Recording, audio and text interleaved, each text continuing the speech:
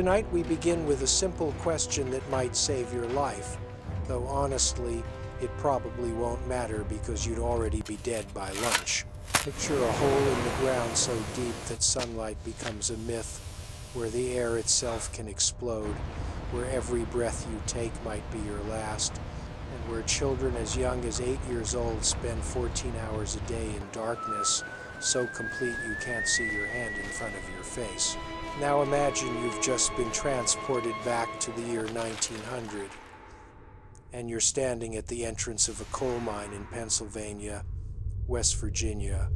Another day, or Thomas. Kentucky. Aye. The superintendent hands you a pickaxe, a tin lunch pail, and an oil lamp that gives off about as much light as a dying firefly. He tells you to report to the third level, 2,000 feet below the surface, where you'll be working a seam of anthracite coal that's barely 3 feet high. You'll be crawling on your hands and knees through water, rats, and your own filth for the next 14 hours. And if you're lucky, really lucky, you might make it back to the surface with all your limbs intact. But let's be honest, luck was a luxury most miners couldn't afford, and the odds of you surviving even a single shift are about as good as finding a diamond in a pile of coal dust. The year 1900 wasn't some quaint historical period where men were men and work was honest. It was an industrial meat grinder that chewed up human beings and spat out coal, and the men who owned these mines viewed workers as cheaper than the mules they used to haul the coal cars because at least you had to feed a mule every day. You, on the other hand, could be replaced within an hour of your death, and there was always a line of desperate immigrants willing to take your place because starvation above ground seemed worse than probable death below it. The coal mine of 1900 was a cathedral of capitalism where profit was the only god that mattered. Safety regulations were a distant dream that wouldn't arrive for another 4 decades. And your life expectancy upon entering the mining profession was roughly equivalent to a soldier serving in active combat. Forget everything you've seen in movies about noble miners with dirty faces singing songs of solidarity. The reality was exponentially more horrifying, more brutal, and more absolutely soul-crushing than any Hollywood production would dare to show. Because the truth is that coal mining in 1900 was essentially voluntary slavery with a paycheck so small it barely covered your rent in the company town where you were forced to live. In the company house, you were forced to occupy buying goods from the company store at prices inflated to ensure you never escaped the cycle of debt that kept you chained to the mine until it finally killed you. Welcome to your first and quite possibly last day as a coal miner in 1900, where the question isn't whether you'll survive, but rather how quickly you'll die and whether anyone will bother to retrieve your body from the depths. If you'd like more stories like this one, please subscribe so you don't miss any new uploads. I'd also love to hear from you. Let me know in the comments where you're listening from and what time of day you're tuning in. Your first mistake was thinking you'd have any training whatsoever, because in 1900, job orientation consisted of an older miner, assuming one survived long enough to be considered old, pointing vaguely into the darkness and saying something like, "Don't let the roof fall on you," before disappearing into his own section of the mine. You're standing at the pit head now, which is a polite term for the gaping wound in the earth that's about to swallow you whole, and already you can hear the sounds that will haunt whatever brief dreams you manage to have in the few hours between shifts. The constant dripping of water that seeps through thousands of feet of rock above you, the creaking of wooden support beams that are about as reliable as a politician's promise, the distant rumble of coal cars being dragged by mules whose lives are somehow valued more than yours, and the wet coughing of men whose lungs have already begun the slow process of turning into solid black masses of coal dust and scar tissue. The cage that will take you down into the depths isn't some modern elevator with safety features and comfortable lighting. It's a wooden platform surrounded by wire mesh that looks like it was constructed by someone who had only heard of elevators described to them by a drunk, and it's operated by a 12-year-old boy who's already seen more death than most Civil War veterans. You crowd into this mobile coffin with 24 other miners, pressed so close together you can smell the fear mixed with coal dust and the residue of whatever rot-gut whiskey they managed to afford the night before, and then the bottom drops out as the cage plummets into darkness at a speed that makes your stomach attempt to escape through your throat. There are no gradual descents here, no gentle lowering into the mine, just a barely controlled fall that could become completely uncontrolled if a single cable frays or the brakeman sneezes at the wrong moment. The temperature drops rapidly as you descend, then inexplicably rises as you go deeper, because you're essentially dropping into hell and the Earth's core doesn't care about your comfort. 200 feet down, 500 feet down, 1,000 feet down, and the square of daylight above you shrinks to a pinpoint and then disappears entirely as you pass into areas of the mine where the shaft turns or branches.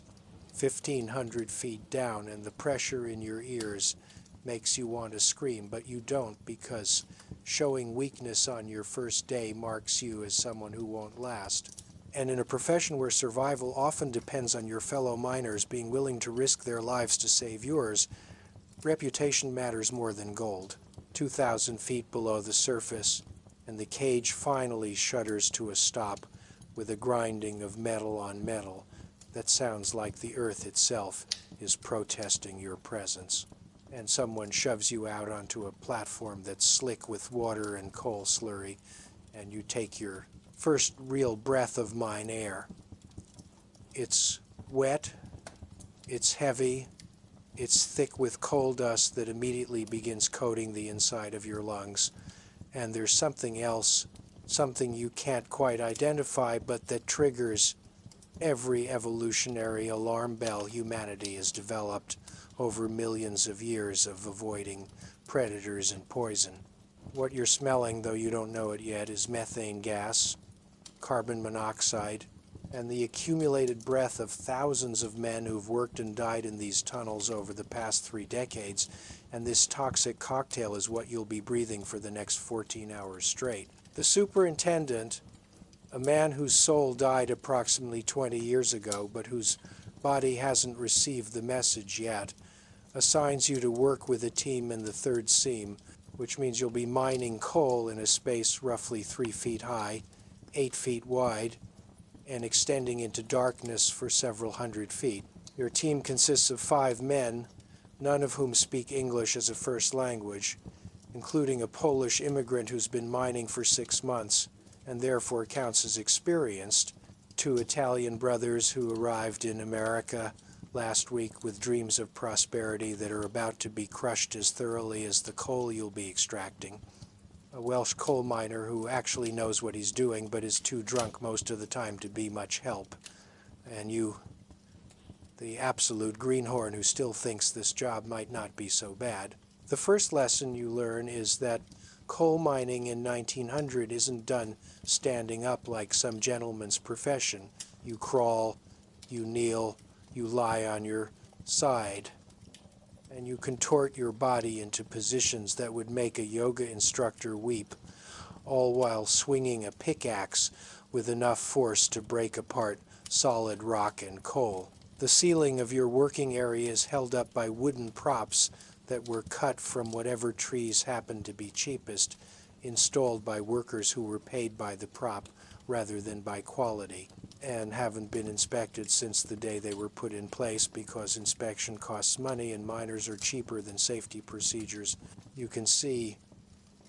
if you bother to look up, which most miners learn not to do because ignorance is occasionally bliss, massive cracks running through the rock ceiling, small stones and coal fragments constantly raining down, and the wooden props themselves bending under the weight of literally millions of tons of earth and rock pressing down from above. The Welsh miner during a brief moment of sobriety, explains that you'll know the roof is about to collapse when you hear it working,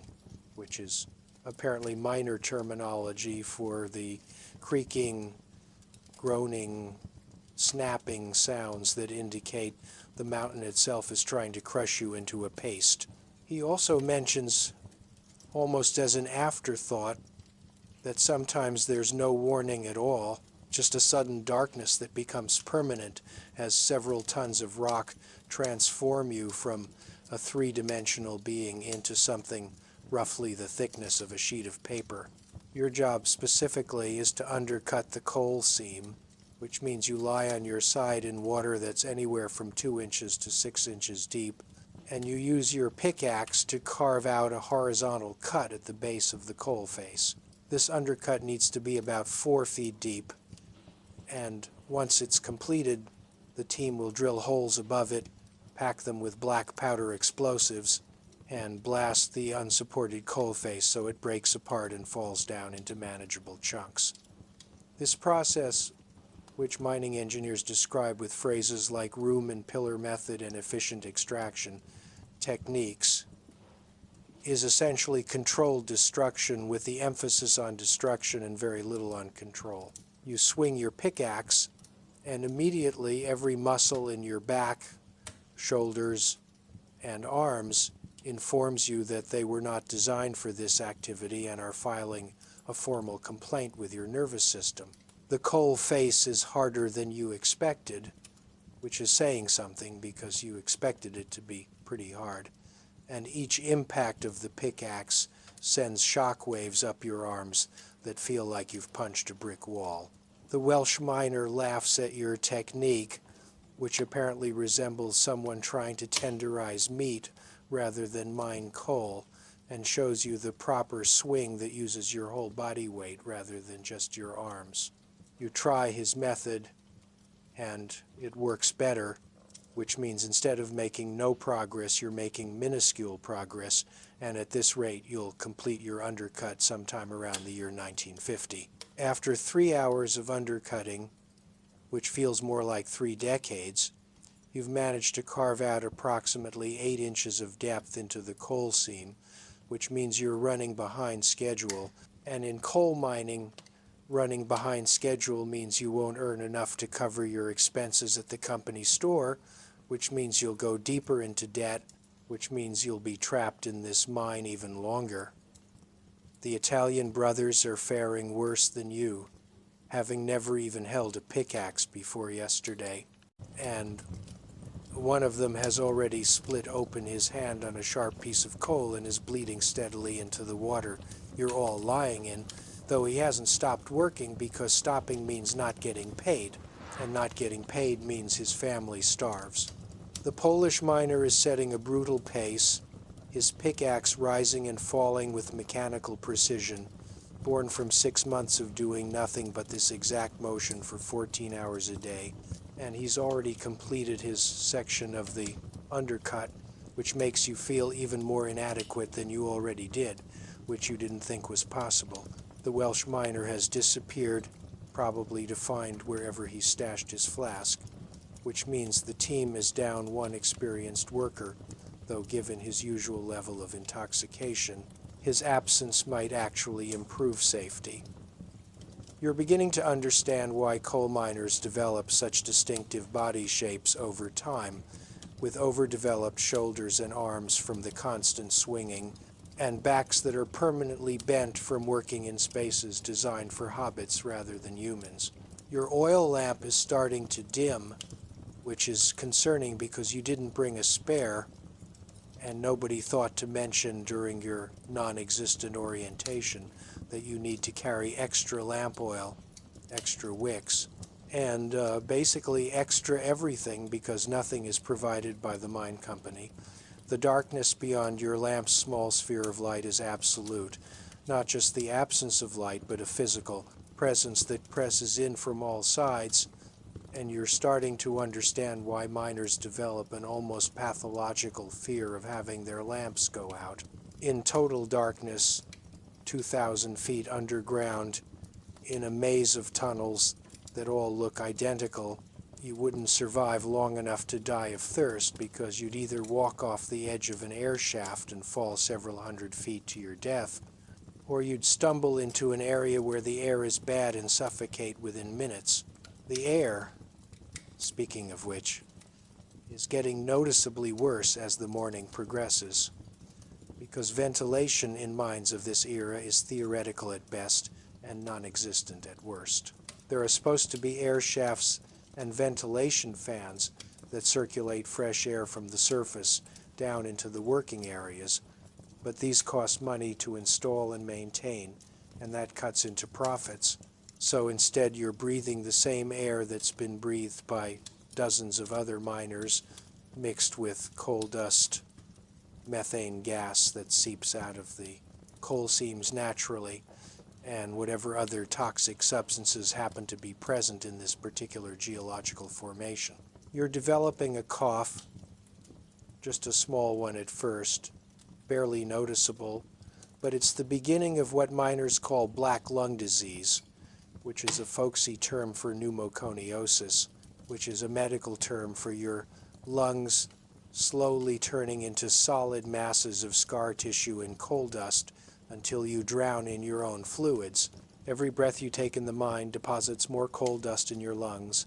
dust so fine it passes through any bandana or cloth you might use to cover your mouth, and this dust is never coming out. Your body will try to expel it, try to wall it off with scar tissue, try to cope with this foreign invasion, but ultimately it's a losing battle, and every coal miner knows that if the mine doesn't kill you quickly through a dramatic accident, it will kill you slowly through suffocation that takes years or decades.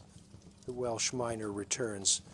smelling strongly of alcohol, and cheerfully informs you that you're working in a section known as Widowmaker, which apparently earned its name from killing 17 men in the past 5 years through various means, including roof falls, gas explosions, and one memorable incident involving a runaway coal car that crushed 3 miners against a support pillar. The lunch break, if you can call it that, arrives after 7 hours of continuous work,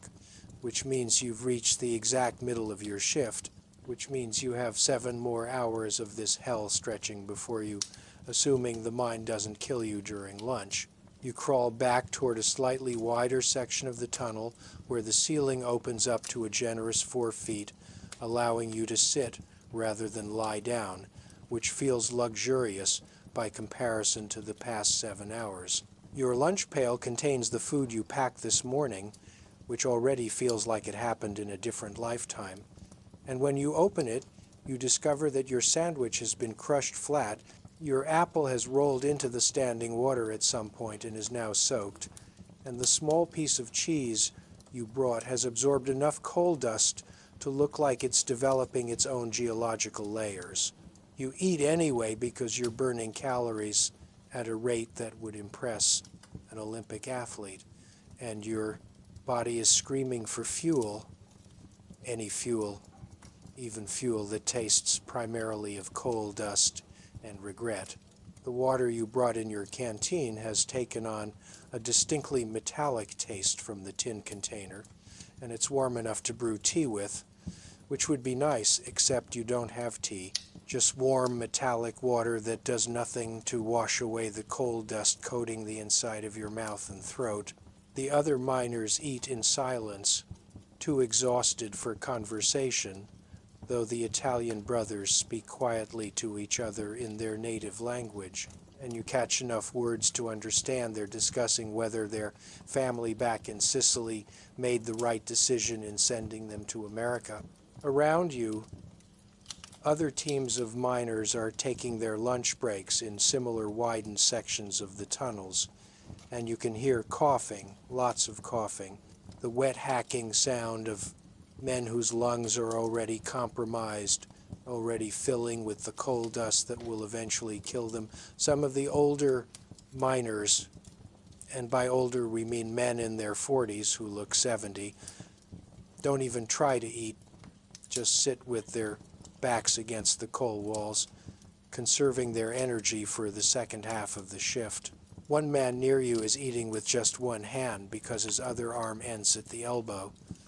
the result of a roof fall that crushed his forearm so thoroughly that amputation was the only option. And he's back in the mine because there's no disability compensation, no workers' insurance, no safety net whatsoever, and a man who can't work is a man who starves along with his family. You notice, now that you're sitting in relative stillness,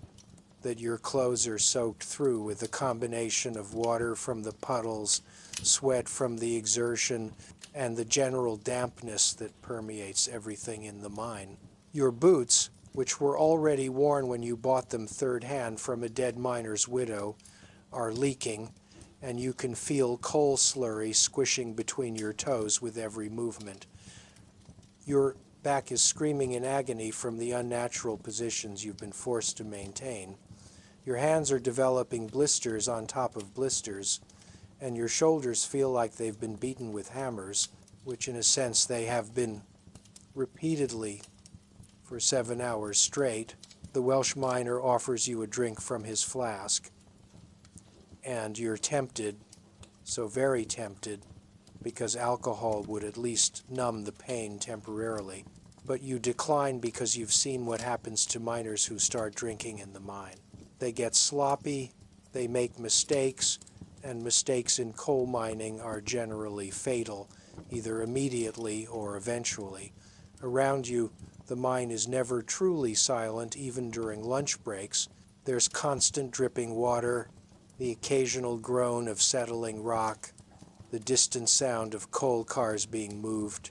and every few minutes, a sound that makes every miner freeze and look up at the ceiling with expressions of primal fear.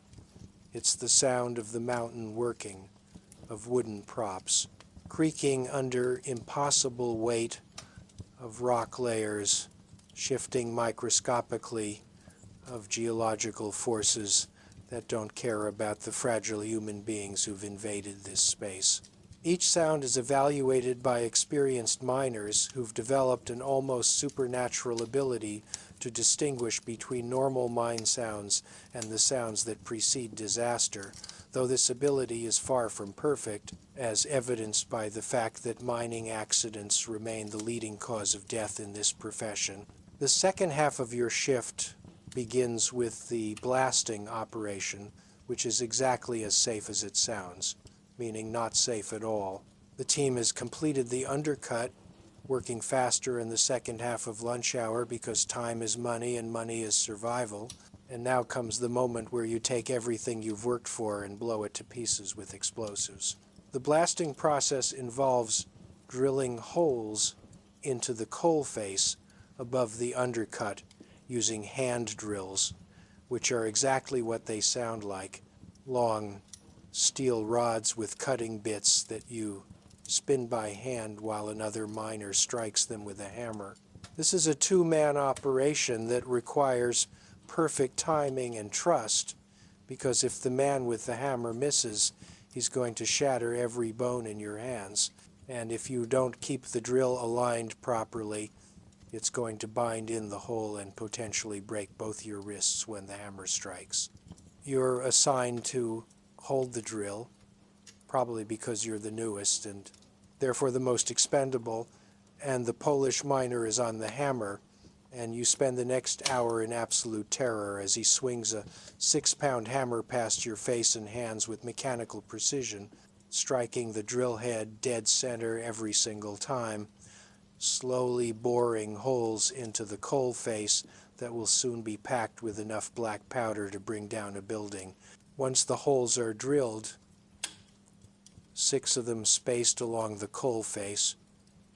the actual blasting specialist arrives. Though specialist is a generous term for a man whose qualification is that he's done this before and hasn't blown himself up yet. He carries a leather satchel containing black powder charges, which are basically paper tubes filled with explosives and a fuse, and he packs these into each hole with a wooden tamping rod, filling the remaining space with coal dust and clay to direct the blast force where he wants it to go. which is theoretically into the coal face and not into the miners.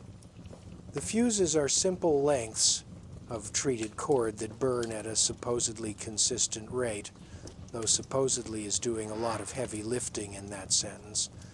And they're all connected to a main fuse that will be lit once everyone has retreated to a safe distance. The blaster explains that once he lights the fuse, you have approximately 1 minute to get around the corner into the next section of tunnel, and you should lie flat on the ground and cover your ears, though this advice seems inadequate given that you're about to be in the vicinity of multiple simultaneous explosions in an enclosed space 2,000 feet underground. The blaster lights the fuse, which immediately begins hissing and sparking in a way that seems entirely too enthusiastic, and everyone scrambles to get around the corner, which is difficult when you're moving through a 3-foot-high space filled with water and your colleagues are all trying to move through the same space simultaneously. You make it around the corner, throw yourself flat in the water, cover your ears with your hands, and pray to whatever gods might be listening,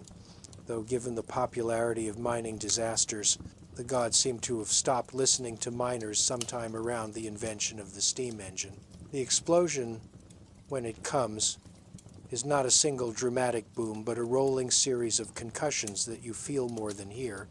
the pressure waves traveling through the rock and water and your own body, making your organs vibrate in ways they were never designed to vibrate, pushing the air out of your lungs and filling the tunnel with a blast of superheated air,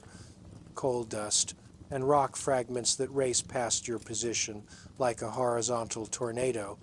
The sound is indescribable, beyond loud, beyond deafening, something that bypasses your ears entirely and attacks your brain directly, and for several seconds after the blast you can't hear anything except a high-pitched ringing that suggests you may have permanently damaged your hearing.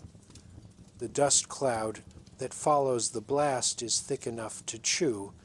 turning the air into a solid substance that can't be breathed so much as swallowed, and even the experienced miners are coughing and gasping as they wait for the dust to settle enough that they can return to the blast site without suffocating. When the dust settles enough that breathing becomes theoretically possible again, though your lungs strongly disagree with this assessment, you return to the blast site to discover that the explosion has worked exactly as intended, which is to say it's brought down several tons of coal along with a roughly equal amount of rock, timber, and regret. The coal face that you spent all morning undercutting has collapsed into a massive pile of broken rock and coal chunks ranging in size from your fist to your torso. And your job now, for the remainder of the shift, is to load all of this material into coal cars that will be dragged by mules to the central shaft and then hauled to the surface. This is the part of mining that most people imagine when they think of coal miners, the actual shoveling of coal, except they imagine it happening in spaces where you can stand upright and swing a shovel properly, whereas you'll be doing it while kneeling or crawling in a space where a proper shovel swing would result in you hitting the ceiling, your teammates, or both. The coal cars are wooden boxes on rails holding approximately 1 ton of coal when fully loaded, and they're positioned at the edge of your work area by a mule driver who's probably 10 years old and has already developed the dead-eyed expression of someone who's seen multiple human beings crushed between coal cars. And tunnel walls. You begin shoveling and immediately discover that coal is heavy, far heavier than you anticipated, and wet coal mixed with rock is even heavier, and shoveling this material into a car that's chest high when you're kneeling down requires a throwing motion that uses muscles you didn't know you had. Muscles that are now informing you in no uncertain terms that they're going on strike.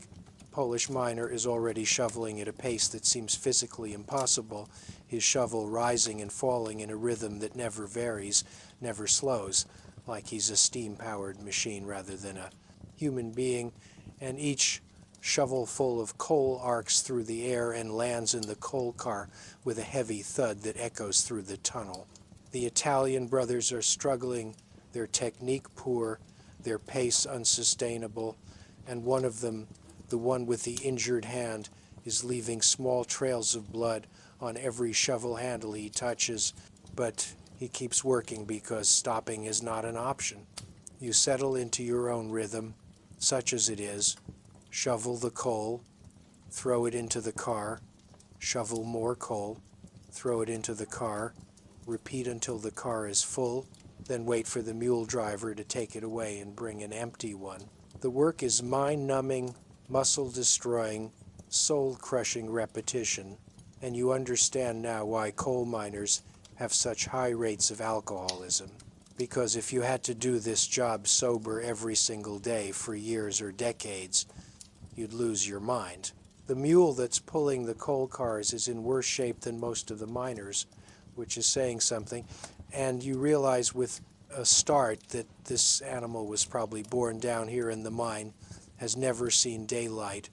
and will die down here without ever experiencing the sun or grass or anything except these dark tunnels and endless labor. The mule driver, a child who should be in school learning arithmetic or literature or literally anything except how to guide mining animals through lethal spaces, treats the mule with casual cruelty, striking it with a stick when it moves too slowly, yanking its bridle with enough force to make the animal's head snap sideways, and you want to intervene, but you don't because intervening would mark you as soft, as someone who cares more about animals than productivity, and that's a reputation that could get you fired or worse. As you're loading coal, the Welsh miner suddenly shouts for everyone to stop and be quiet, and when you stop shoveling, you hear it, a sound that makes your blood freeze despite the oppressive heat of the tunnel. It's a hissing sound, faint but getting louder, coming from somewhere in the newly exposed coal face, where the blast broke through into a pocket of compressed gas that's been trapped in the coal seams for millions of years. The hissing sound is methane gas, which the miners call fire damp, and it's one of the most deadly substances you'll encounter in a coal mine, which is truly saying something given the competition. Methane is odorless, colorless, lighter than air, and explosively flammable when mixed with oxygen in concentrations between 5 and 15%, which means there's a very specific range where the air itself becomes a bomb waiting for a spark. The Welsh miner, moving with the speed of genuine fear, grabs his oil lamp and slowly, carefully raises it toward the ceiling of the tunnel where methane would accumulate, and you watch as the flame begins to lengthen and change color, turning from orange to blue as it reaches into an area where methane concentration is approaching dangerous levels. This is the miner's test for gas presence, a test that works reliably right up until the moment it doesn't, and everyone in the area dies instantly in a fireball that turns human beings into charcoal. The blaster, whose expertise apparently extends beyond just blowing things up, examines the situation and declares that the gas concentration isn't high enough to explode yet, emphasis on yet, but that everyone needs to stop using their oil lamps and switch to the safety lamps that are supposedly provided by the mine company. These safety lamps, called Davy lamps after their inventor, are designed with fine wire mesh screens that prevent the internal flame from igniting external gases. In theory, though in practice they provide so little light that working by their illumination is nearly impossible. And also they don't actually work as well as advertised, which is why mine explosions remain depressingly common. The team switches to safety lamps, and immediately the workspace becomes significantly darker, the weak flames of the safety lamps casting shadows that seem to move and shift with malevolent intent. And you realize that you're now working in near darkness, shoveling coal in an area where the air might explode if conditions change slightly. The ventilation in this section of the mine is clearly inadequate, the methane continuing to seep from the exposed coal face at a steady rate, and the only thing preventing an explosion is that the concentration hasn't quite reached critical levels yet, though it's climbing steadily as more gas enters the enclosed space. The superintendent, informed of the gas situation by the mule driver, who's apparently also serving as a messenger, arrives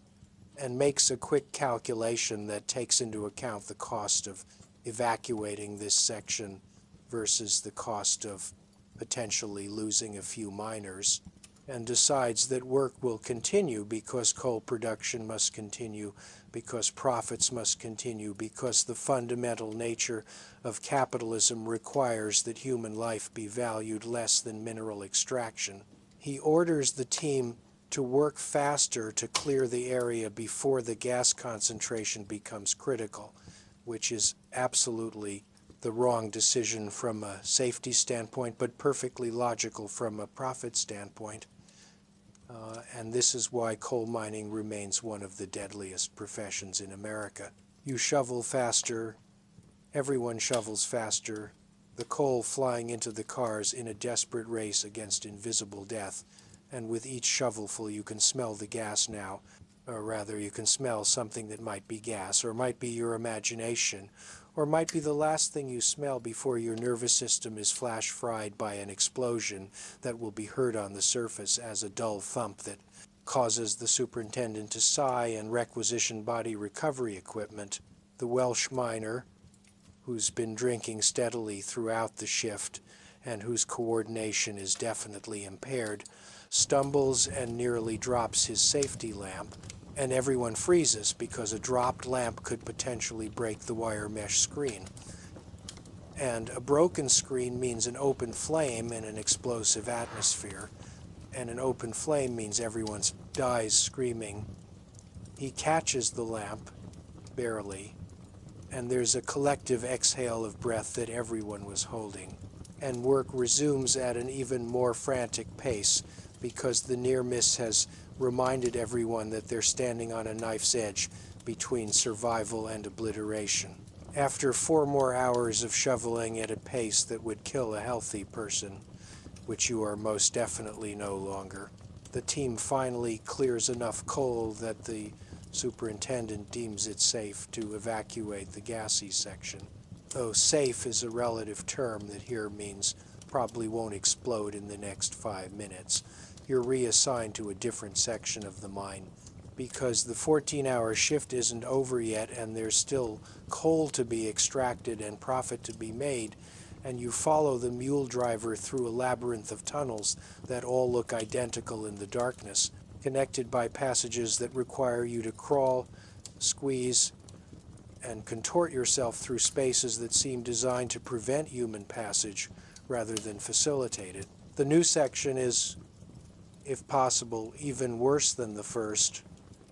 located deeper in the mine where the temperature has risen to approximately 90 degrees Fahrenheit and the humidity is approaching 100%, creating an atmosphere that can best be described as breathing hot soup. The coal seam here is even narrower,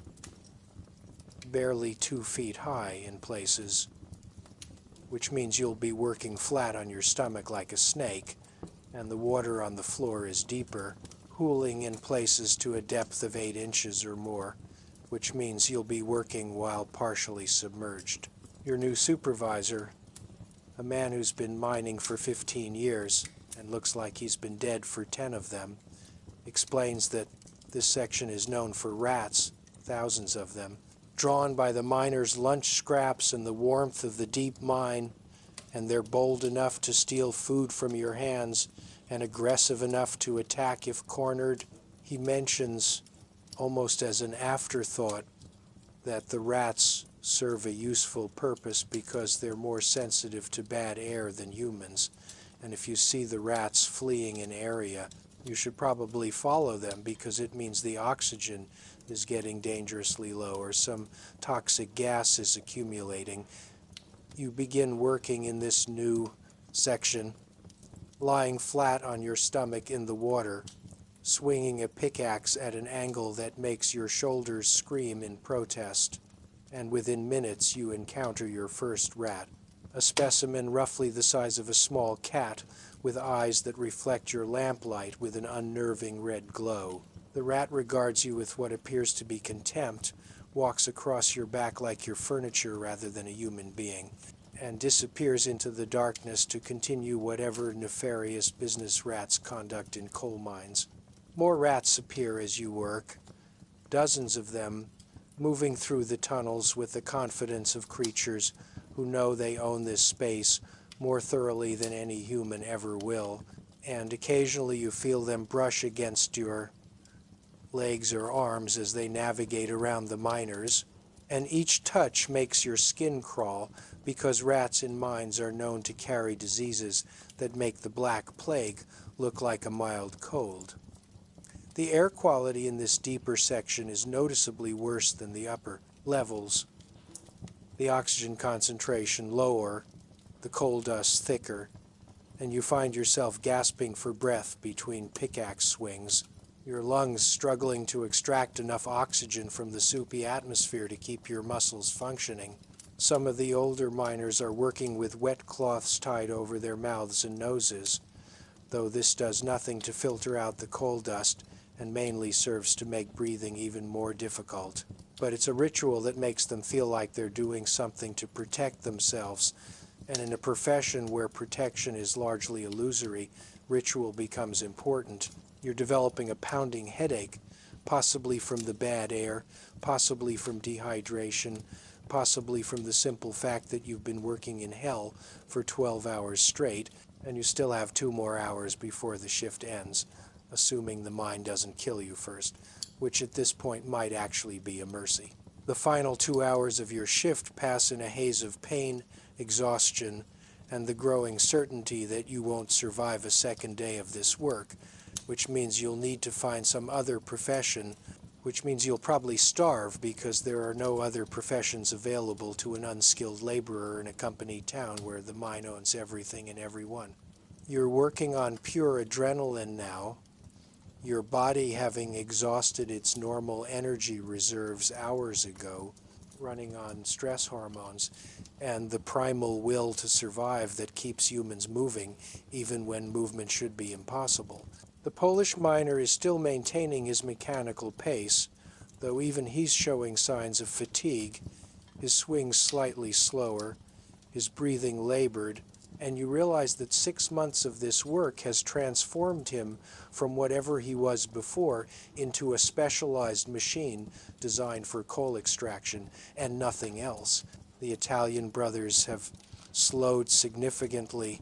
the one with the injured hand, now working one-handed while his other hand hangs useless at his side, blood still seeping slowly from the wound that's been contaminated with coal dust and bacteria and probably rust from the tools, guaranteeing an infection that will either cost him the hand or his life, depending on whether he can afford a doctor and antibiotics. The Welsh miner has passed out, slumped against the coal wall with his flask empty beside him, and nobody bothers to wake him because he's done this before and he'll wake up when the shift ends and somehow make it back to the surface. Though how he continues to survive remains a mystery that defies rational explanation. You're hallucinating now. The combination of bad air, exhaustion, and sensory deprivation causing your brain to manufacture things that aren't there. Shadows that move independently, sounds that have no source, and at one point you're convinced you can see daylight ahead in the tunnel, though when you crawl toward it, it disappears and you realize you've wasted precious energy moving away from your work site and toward nothing. The supervisor notices your confusion and hits you across the back with a piece of wood,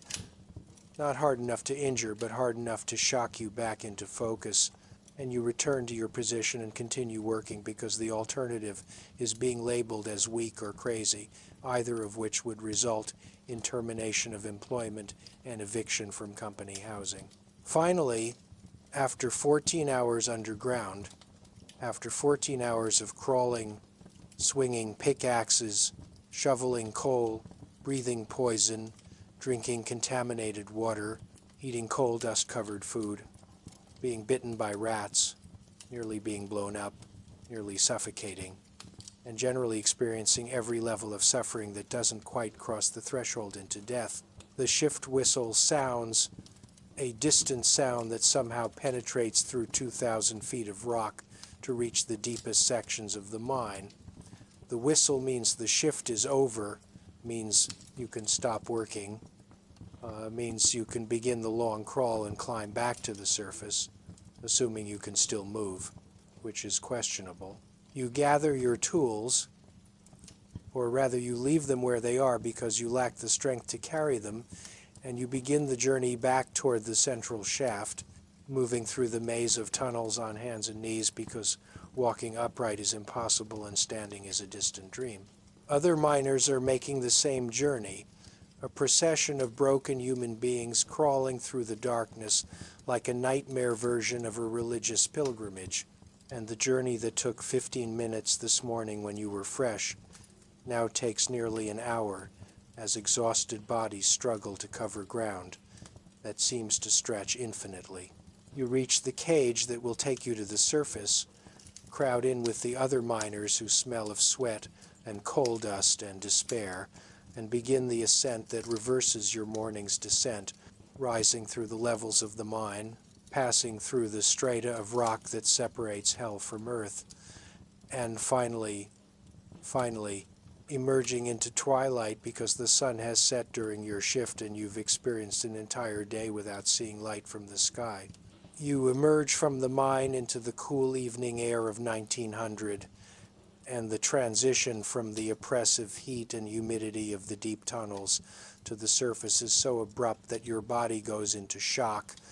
shivering uncontrollably despite the fact that it's probably 60 degrees Fahrenheit, which should feel comfortable but instead feels like stepping into a freezer after spending 14 hours in an oven. The twilight is almost painful to look at, your eyes having adapted so completely to the darkness and the weak illumination of oil lamps that even the fading light of sunset contains more lumens than you've experienced all day, and you have to squint and shield your face while your pupils slowly, painfully contract. Around you, other miners are experiencing similar sensory overload, men stumbling away from the pit head like refugees from a war zone, which in a sense they are, refugees from an underground war between humanity and geology, that humanity is losing one casualty at a time. The Mines Company store is still open, will remain open for another hour, specifically to capture the miners as they emerge. And you join the line of exhausted men waiting to exchange their day's earnings for overpriced goods that will ensure they remain in debt to the company. Your pay for 14 hours of brutal labor, assuming the supervisor credits you for a full shift despite your obvious inexperience and slow pace, will be approximately $2, which sounds reasonable until you realize that a loaf of bread at the company store costs 15 cents, a pound of bacon costs 20 cents, and your rent for the company-owned shack you're living in is $8 per month. The mathematics of survival in a coal mining town are deliberately designed to be impossible. A system where no matter how hard you work, no matter how many hours you spend underground, you will never earn enough to escape, never accumulate enough savings to leave, never break free from the cycle of debt and labor that keeps the coal flowing and the profits accumulating for men who've never set foot in a mine and never will. You purchase the minimum supplies necessary for survival, bread, a small amount of meat that's probably more fat than protein, some vegetables that look like they've been sitting in the store for weeks,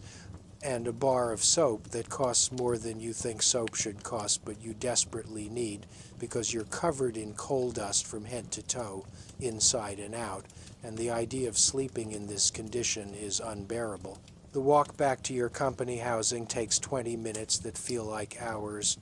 your legs barely responding to commands from your brain, your back locked in a permanent hunch from the hours spent working in spaces too low for standing. your lungs producing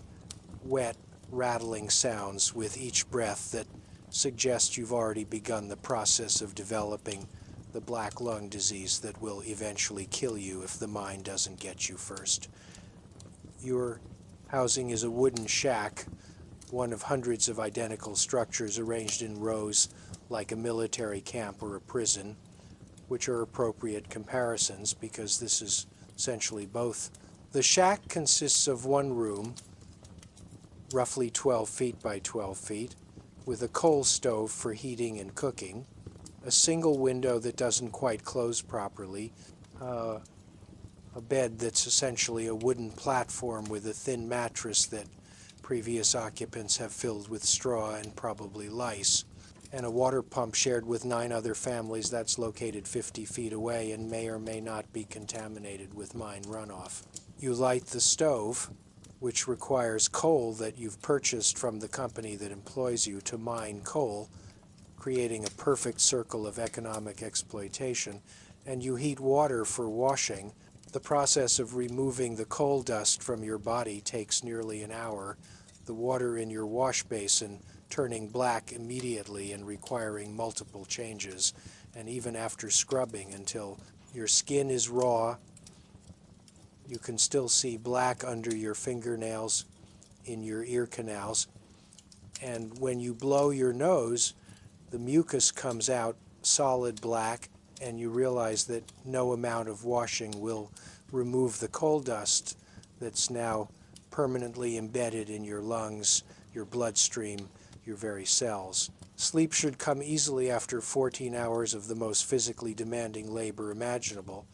but instead you lie on your straw mattress staring at the ceiling, every muscle in your body screaming in protest, your back spasming randomly, your hands cramping into claws that refuse to straighten, and your lungs producing sounds that would concern a doctor if you could afford a doctor, which you cannot. The sounds of the mining camp at night are a symphony of suffering. The wet coughing of men with black lung disease, the crying of children who are hungry because their fathers don't earn enough to feed them adequately, the arguments between husbands and wives about money that doesn't exist and debts that keep growing, and occasionally the sound of someone dying,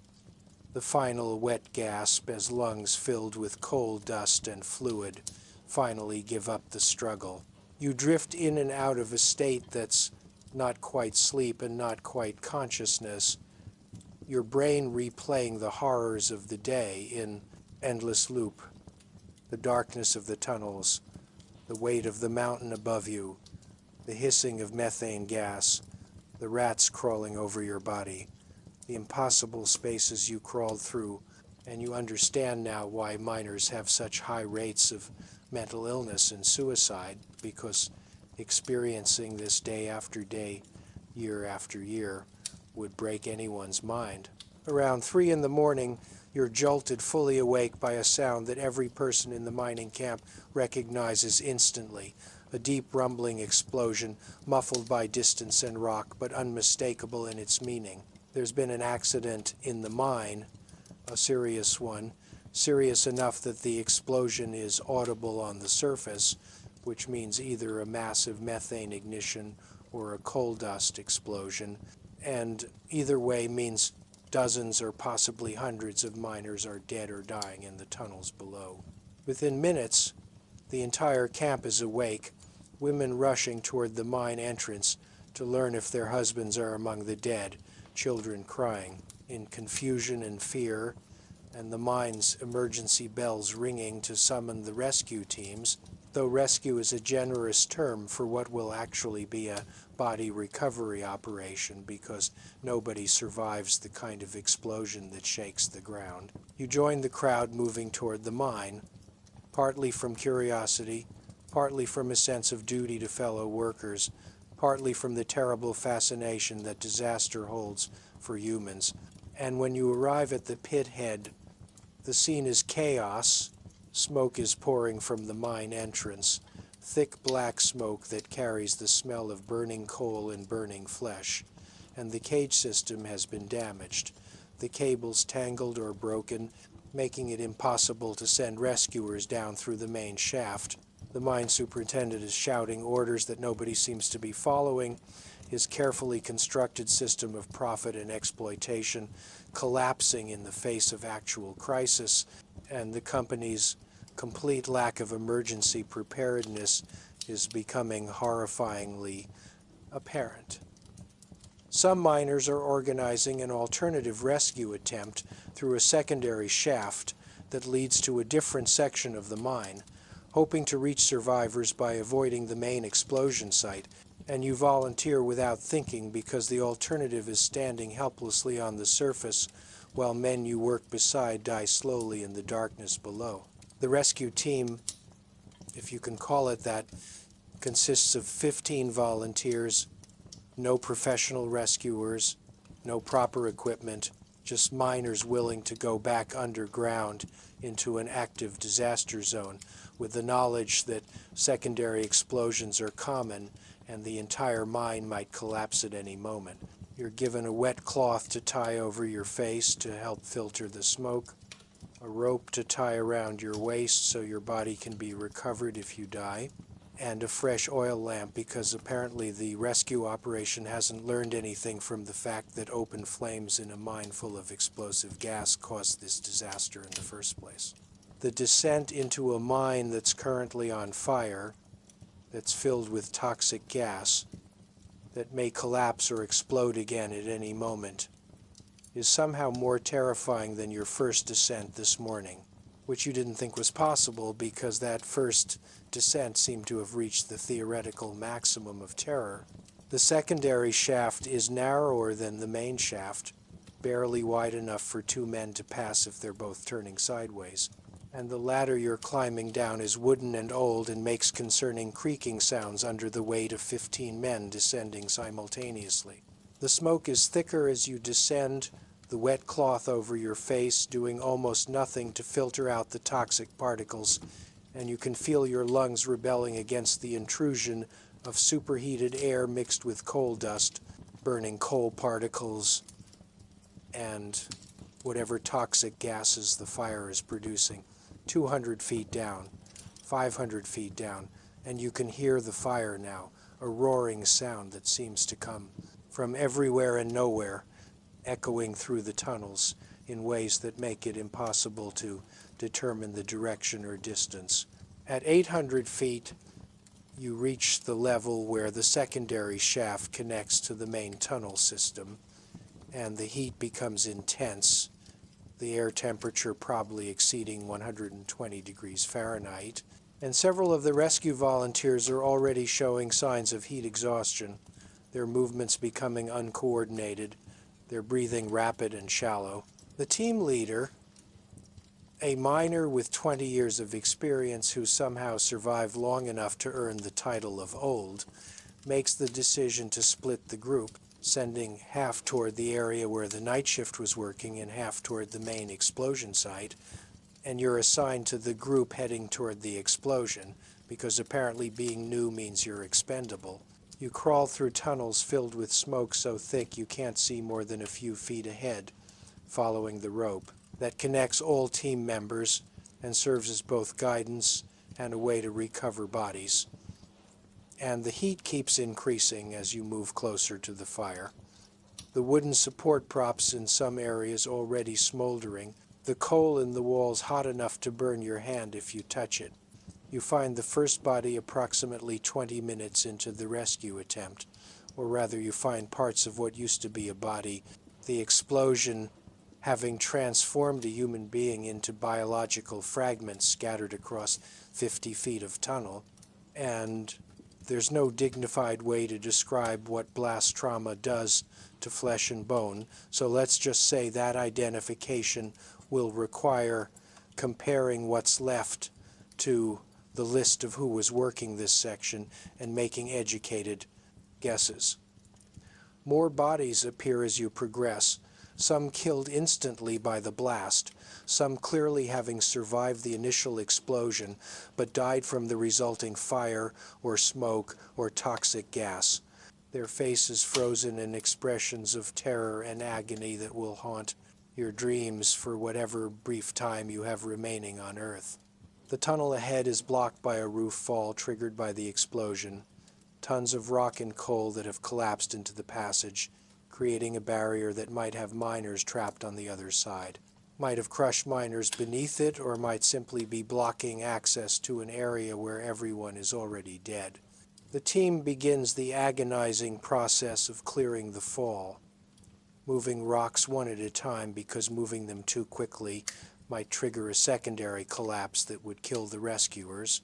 and each rock removed reveals more horror, more body parts, more evidence of the casual cruelty of industrial capitalism that values coal more than the people who extract it. After 3 hours of moving rocks and discovering bodies, the rescue team breaks through the roof, fall into the section beyond, and the horror that awaits is somehow worse than the horror you've already experienced, which you didn't think was possible because you thought you'd reached the limits of what the human mind could process and continue functioning. The area beyond the fall is where the night shift was working when the explosion occurred, and there are survivors, if you can call them that, men who are burned so severely that their skin has melted into their clothing. Men who are screaming in agony from injuries that will certainly kill them within hours, but slowly enough that they'll experience every moment of dying. Men who are begging the rescuers to kill them because death would be mercy compared to what they're currently experiencing. The team has no medical supplies, no morphine for pain, no bandages for burns,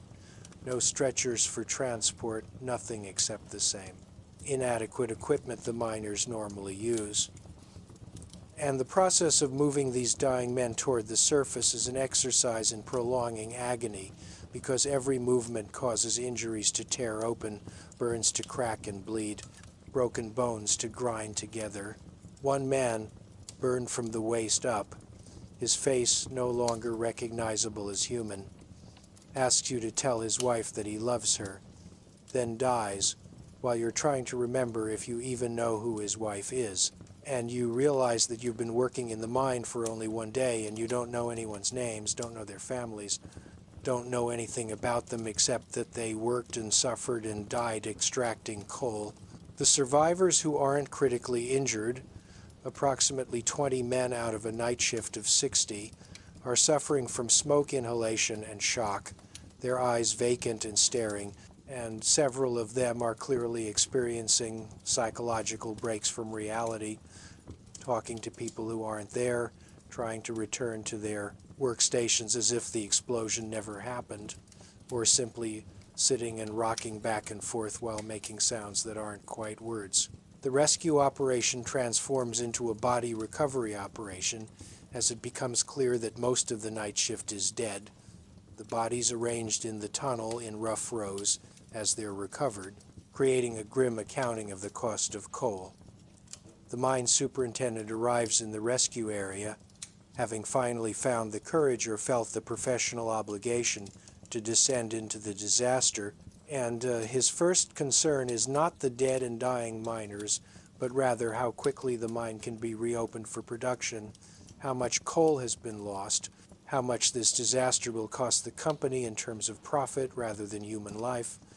He's making notes on a clipboard, calculating the financial impact, and you hear him mention to an assistant that they'll need to accelerate hiring to replace the dead workers because the mine needs to maintain production quotas. And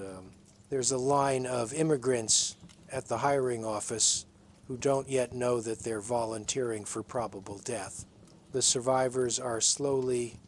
painfully moved through the tunnels toward the secondary shaft, each man who can walk supporting men who cannot. The dead left behind for now because the living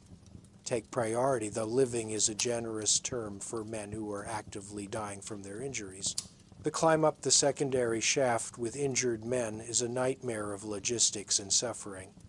Some men needing to be pulled up using ropes because they lack the strength to climb. The narrow shaft forcing rescuers to drag burned and broken bodies against rough wooden ladders and rock walls,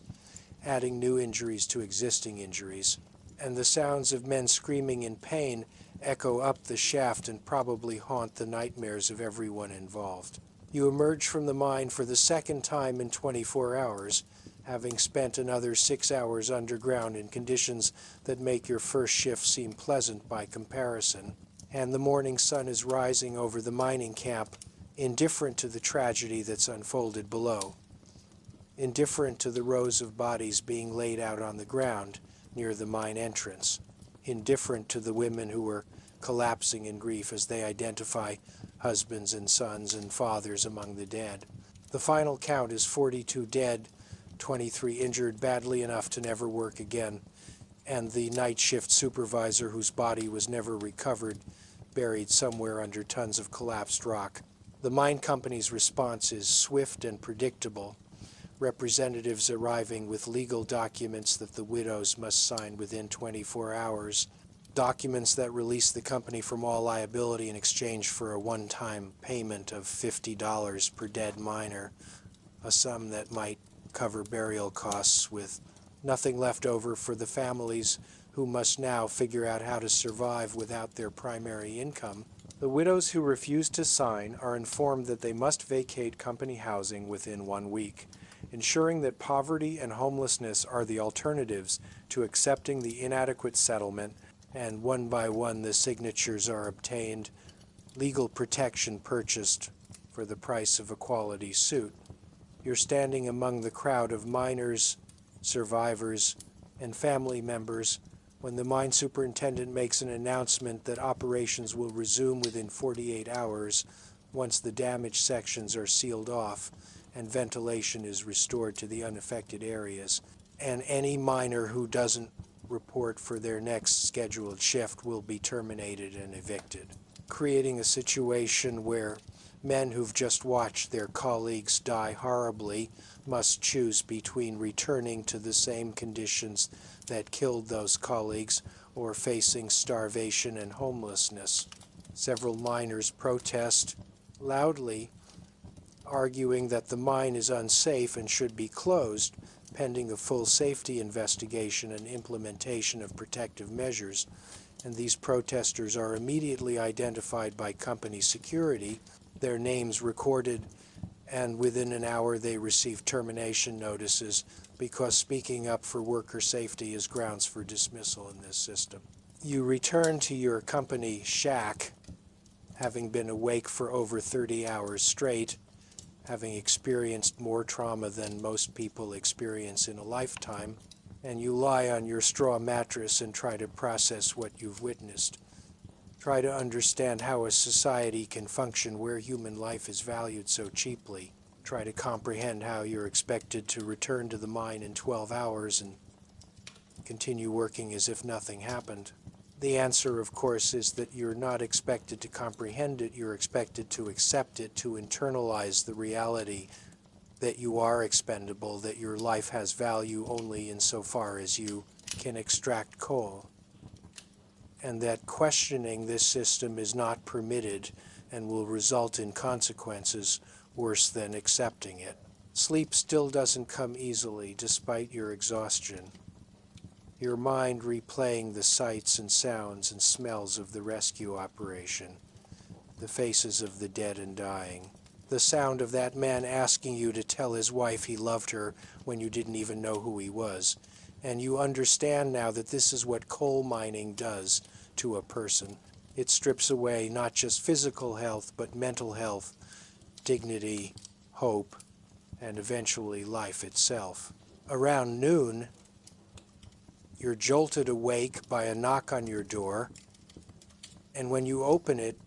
you find a company representative with a document stating that as a participant in the rescue operation, you're entitled to a bonus payment of $1,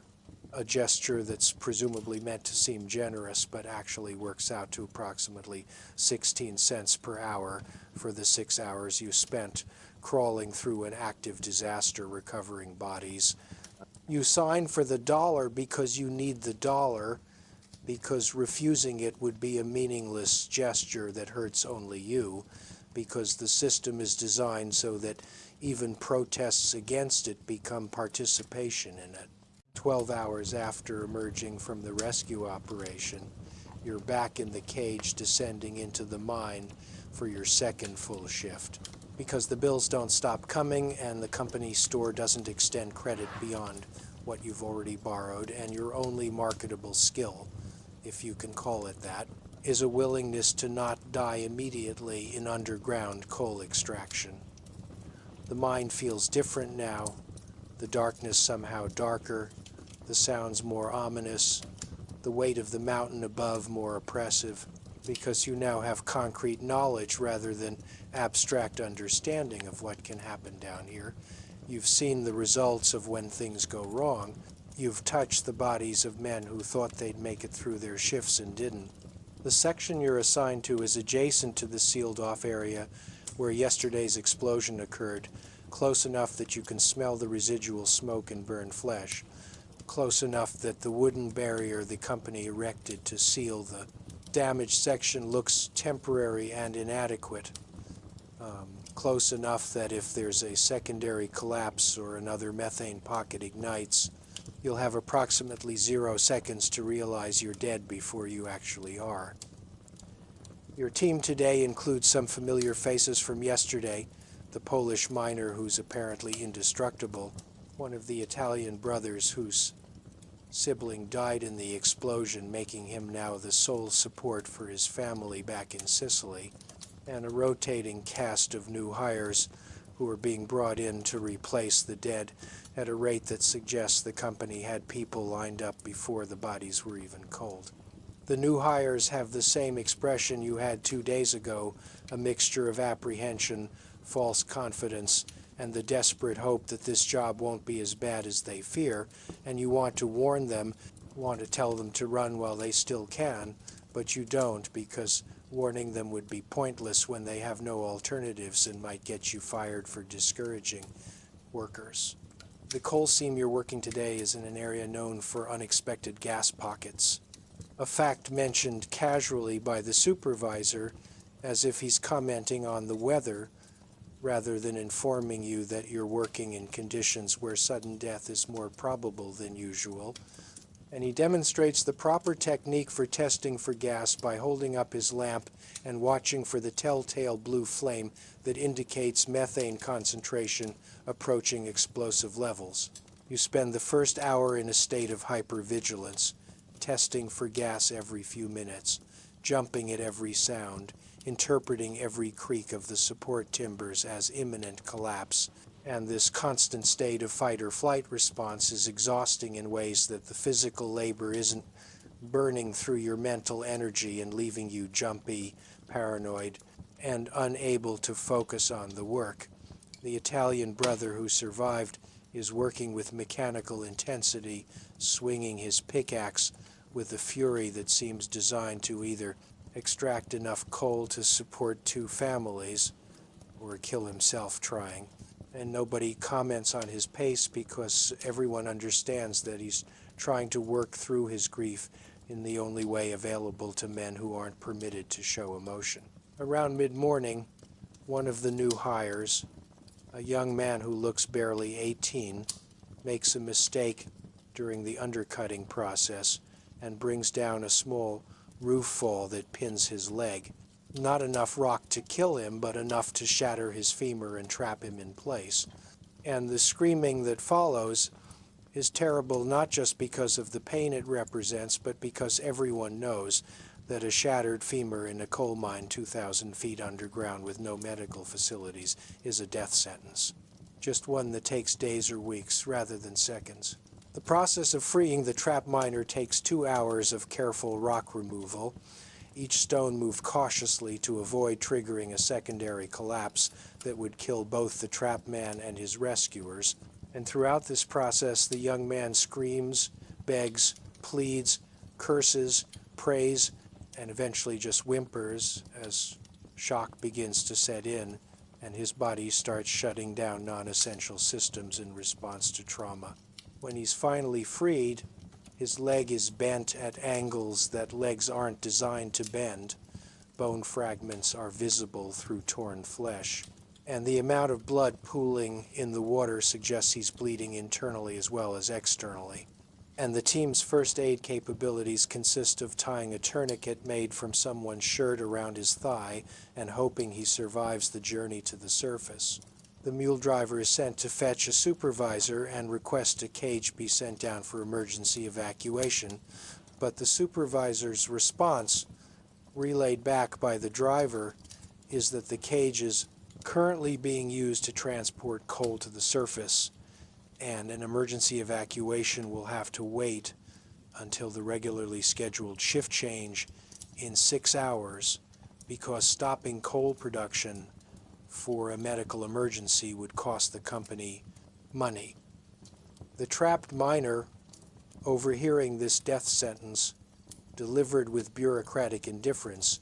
begins crying, not the angry crying of frustration, but the hopeless crying of someone who's just understood that his life has so little value that the company won't even interrupt coal transport to save it. And several of the older miners look away because they've seen this before. They know how this ends. And bearing witness to another senseless death has lost its power to shock them. Someone suggests amputating the leg right here in the tunnel using a saw from the toolkit, arguing that a crude amputation might stop the bleeding and give the young man a chance to survive until the shift change. And this suggestion is seriously discussed as if sawing off a man's leg with a coal mining saw in a dark tunnel 2,000 feet underground, with no anesthetic and no way to control infection, is a reasonable medical procedure rather than barbaric torture. The decision is ultimately made not to amputate, partly because nobody wants to be the one to do it, partly because the young man is begging them not to, and partly because everyone knows that amputation in these conditions would just change the cause of death from blood loss to infection or shock without significantly improving survival odds. The work continues around the dying man because the supervisor has made it clear that production quotas must still be met, and the injury of one worker doesn't excuse the rest of the team from their responsibilities. So you find yourself in the surreal position of swinging a pickaxe at a coal face, while 6 feet away a teenager is slowly dying and begging for his mother. The young man's condition deteriorates over the next several hours, his skin becoming pale and clammy, his breathing rapid and shallow, his consciousness fading in and out, and during his lucid moments he talks about his family back in Ireland, about the promises he made to send money home, about the girl he was planning to marry once he saved enough, about all the futures that are evaporating as his blood pressure drops and his organs begin to fail. At hour 4 of waiting for evacuation, he loses consciousness completely, and at hour 5 he stops breathing, and the supervisor, who finally arrives at hour 6 to check on the situation, declares him dead, makes a note on his clipboard about the need to hire a replacement, and orders the body left in place until the end of the shift, because moving it now would disrupt the work schedule. The shift finally ends, the standard 14 hours plus the additional time spent dealing with the fatal injury, that the company doesn't count as work hours because it wasn't time spent actively extracting coal, and you emerge to discover that the young Irishman's death hasn't made even a minor ripple in the camp's daily routine. There's no moment of silence, no gathering to mourn, no acknowledgement that a human being died unnecessarily because profit was prioritized over life, just the usual progression of exhausted miners heading to the company store, then to their shacks, then to whatever approximation of rest they can achieve before the cycle begins again. You're developing a cough now, a persistent wet cough that produces black phlegm when you hack it into your hand. And, this is the beginning of the black lung disease that will eventually kill you if the mind doesn't get you first through more dramatic means. Your hands are covered in blisters that have burst and reformed and burst again, creating layers of damaged tissue that will eventually become calluses if you survive long enough. And your back has developed a permanent ache that suggests structural damage to your spine from the unnatural positions required by working in spaces designed for geological forces rather than human bodies. The mathematics of your situation are becoming clearer with each passing day, each trip to the company's store where prices are calibrated to ensure debt, each pay envelope that contains less than survival requires, each deduction for equipment rental, for lamp oil, for the doctor you didn't visit but whose services are charged to all miners as a mandatory fee. You're earning approximately $2 per day, $14 per week, but your expenses are roughly $16 per week when you factor in rent, food, equipment, and the various mandatory fees the company charges, which means you're going deeper into debt with every hour you work, creating a mathematical trap where the harder you labor, the more permanently you're imprisoned. Some miners have been working for the same company for 10 or 15 years, and their debt has only grown. Compounding interest and new fees added faster than wages can address. And these men will die in debt, and their families will inherit that debt, and the company will claim whatever property they own to settle accounts, perpetuating poverty across generations. You're lying in your shack, counting the days you've survived, which is now 3, and trying to calculate how long you can maintain this pace before your body completely breaks down or the mine kills you through accident, explosion, gas collapse, or the 1,000 other ways that coal mining finds to kill miners. The statistical probability of surviving a year of coal mining in 1900 is not encouraging, with injury rates approaching 50% and death rates at approximately 1 in 150 miners per year, which sounds almost acceptable until you realize that those are annual figures and they compound over time, meaning a miner working for 10 years has roughly a 6% chance of dying and a near certainty of serious injury. You hear footsteps outside your shack, heavy boots on wooden boards, and then a knock at your door that's more commanding than requesting, and when you open it, you find 2 company security guards informing you that you're being reassigned tomorrow to the deepest section of the mine, 3,000 feet down, where a new seam is being opened and they need workers willing to take the extra risk in exchange for an additional 25 cents per day. The phrase willing to take is doing enormous work in that sentence because the alternative to accepting is being fired and evicted,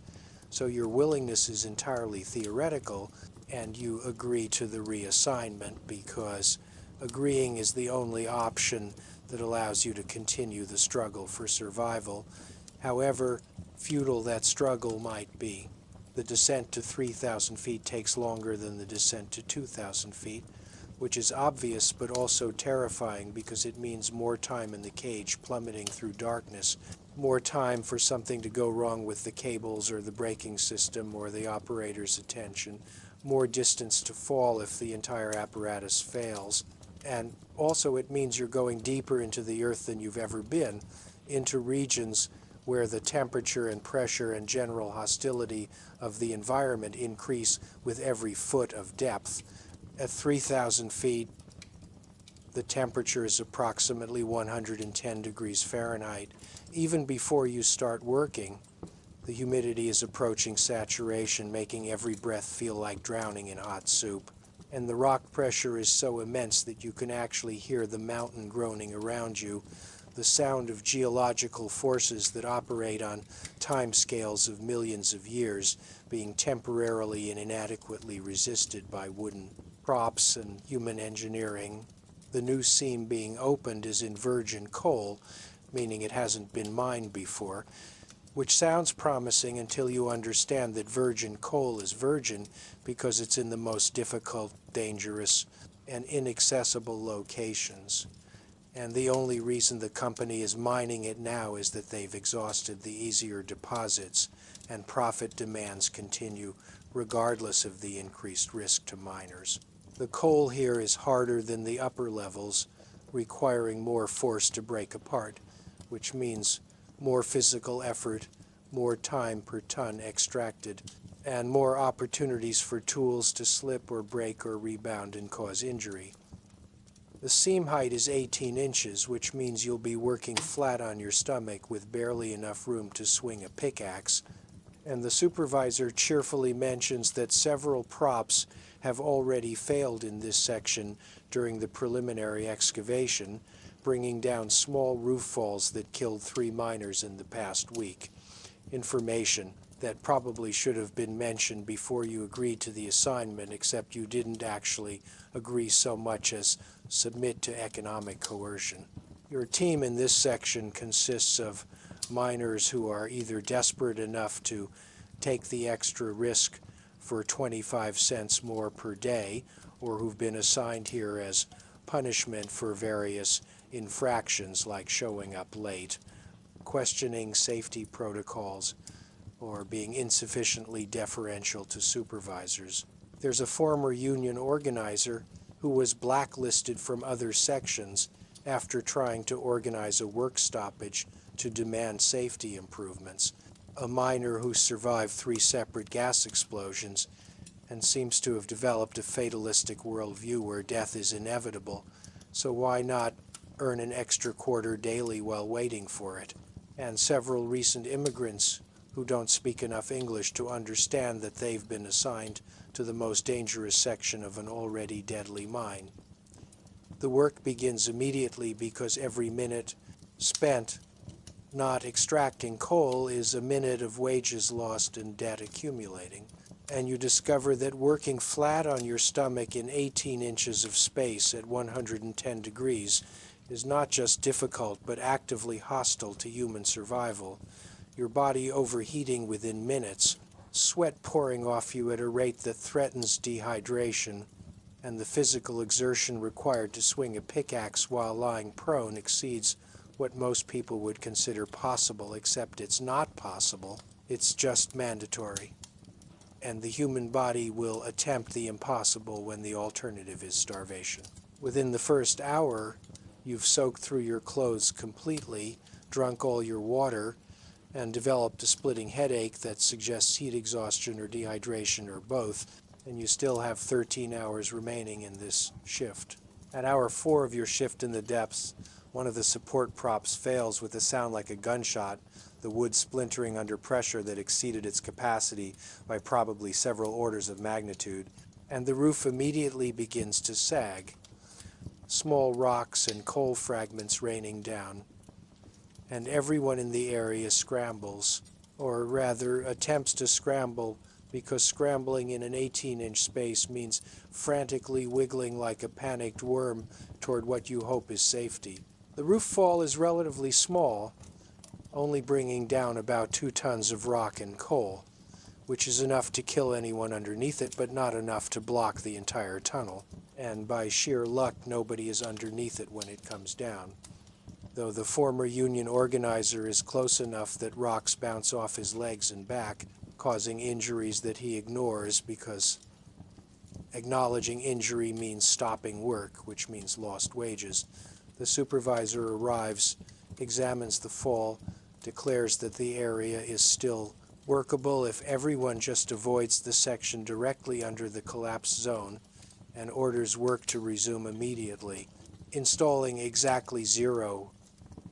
new support props to replace the one that failed, because props cost money and miners are free, or at least cheaper than props. The mathematics of this decision are clear. If brutal, replacing the prop would cost the company perhaps $2 in materials and labor, whereas replacing a dead miner costs nothing because there's no compensation for deaths caused by inadequate safety measures, making the economic choice obvious if you value money more than human life, which the company explicitly does. Work resumes in a section that now has a gaping hole in the ceiling where tons of rock could fall at any moment, and you're working directly beneath this hole because the coal seam continues through that area, and leaving coal unmined is unacceptable from a profit standpoint. Every sound makes you flinch. Every creak of the remaining props makes your heart rate spike. Every small fragment that falls from above makes you certain this is the moment the entire ceiling comes down and transforms you into geology. And this constant state of terror is exhausting in ways that physical labor isn't, burning through your mental reserves and leaving you shaky and unfocused. The former union organizer, during a brief water break, quietly mentions that he's been tracking mine deaths in this company's operations across 3 states, and the numbers are staggering. Roughly 300 deaths per year across all their mines combined, which works out to nearly 1 death per day somewhere in the company's coal empire. And this information has never been made public because the company owns the local newspapers, the local government, and the local law enforcement, creating a system where accountability is impossible and documentation of abuse is suppressed. He mentions that he was trying to organize miners to demand basic safety measures, things like regular prop inspections, gas testing requirements, and emergency evacuation procedures, and for this advocacy he was beaten by company security, blacklisted from working in safer sections, and threatened with charges of disturbing the peace if he continued organizing. And yet he continues because someone has to document what's happening here. Someone has to bear witness to the systematic murder of workers for profit, even if that witness accomplishes nothing except creating a historical record that might someday matter. His words hang in the hot, stale air of the tunnel like an indictment, and you understand that you're not just experiencing personal suffering, but participating in a system of industrial violence that operates at scale, transforming human beings into coal and profit with mechanical efficiency. By hour 8 of your shift at 3,000 feet, you've entered a state that's beyond exhaustion, beyond pain, beyond conscious thought, operating on pure survival instinct and muscle memory that hasn't had time to fully develop, your body moving through the motions of coal extraction, while your mind has essentially checked out to preserve whatever sanity remains. The heat has become a living presence, not just uncomfortable, but actively malicious, pressing down on you like a physical weight, cooking you from the outside, while the physical exertion cooks you from the inside. And you're past the point of sweating because your body has run out of moisture to expel, leaving you in a state of dangerous dehydration that manifests as dizziness, confusion, and the occasional visual hallucination where the tunnel walls seem to breathe and pulse. One of the recent immigrants, a Romanian man who spoke perhaps 10 words of English when he arrived yesterday, collapses during hour 9, his body simply shutting down from heat stroke combined with exhaustion, combined with the accumulated stress of working in conditions that exceed human tolerances. He's dragged to a slightly wider section of tunnel where the ceiling reaches perhaps 2 feet, positioned on his side because there's no room to lay him flat, and cold water from someone's canteen is poured over his head and chest in an attempt to reduce his core temperature, but he's unconscious and not responding. And the supervisor who's summoned to evaluate the situation makes another calculation between profit and human welfare and decides that the man can remain here until the end of shift, when he can be evacuated along with everyone else. Assuming he survives that long, which seems unlikely given that heat stroke victims require immediate medical attention and ice baths and IV fluids, none of which are available 3,000 feet underground in a coal mine in 1900.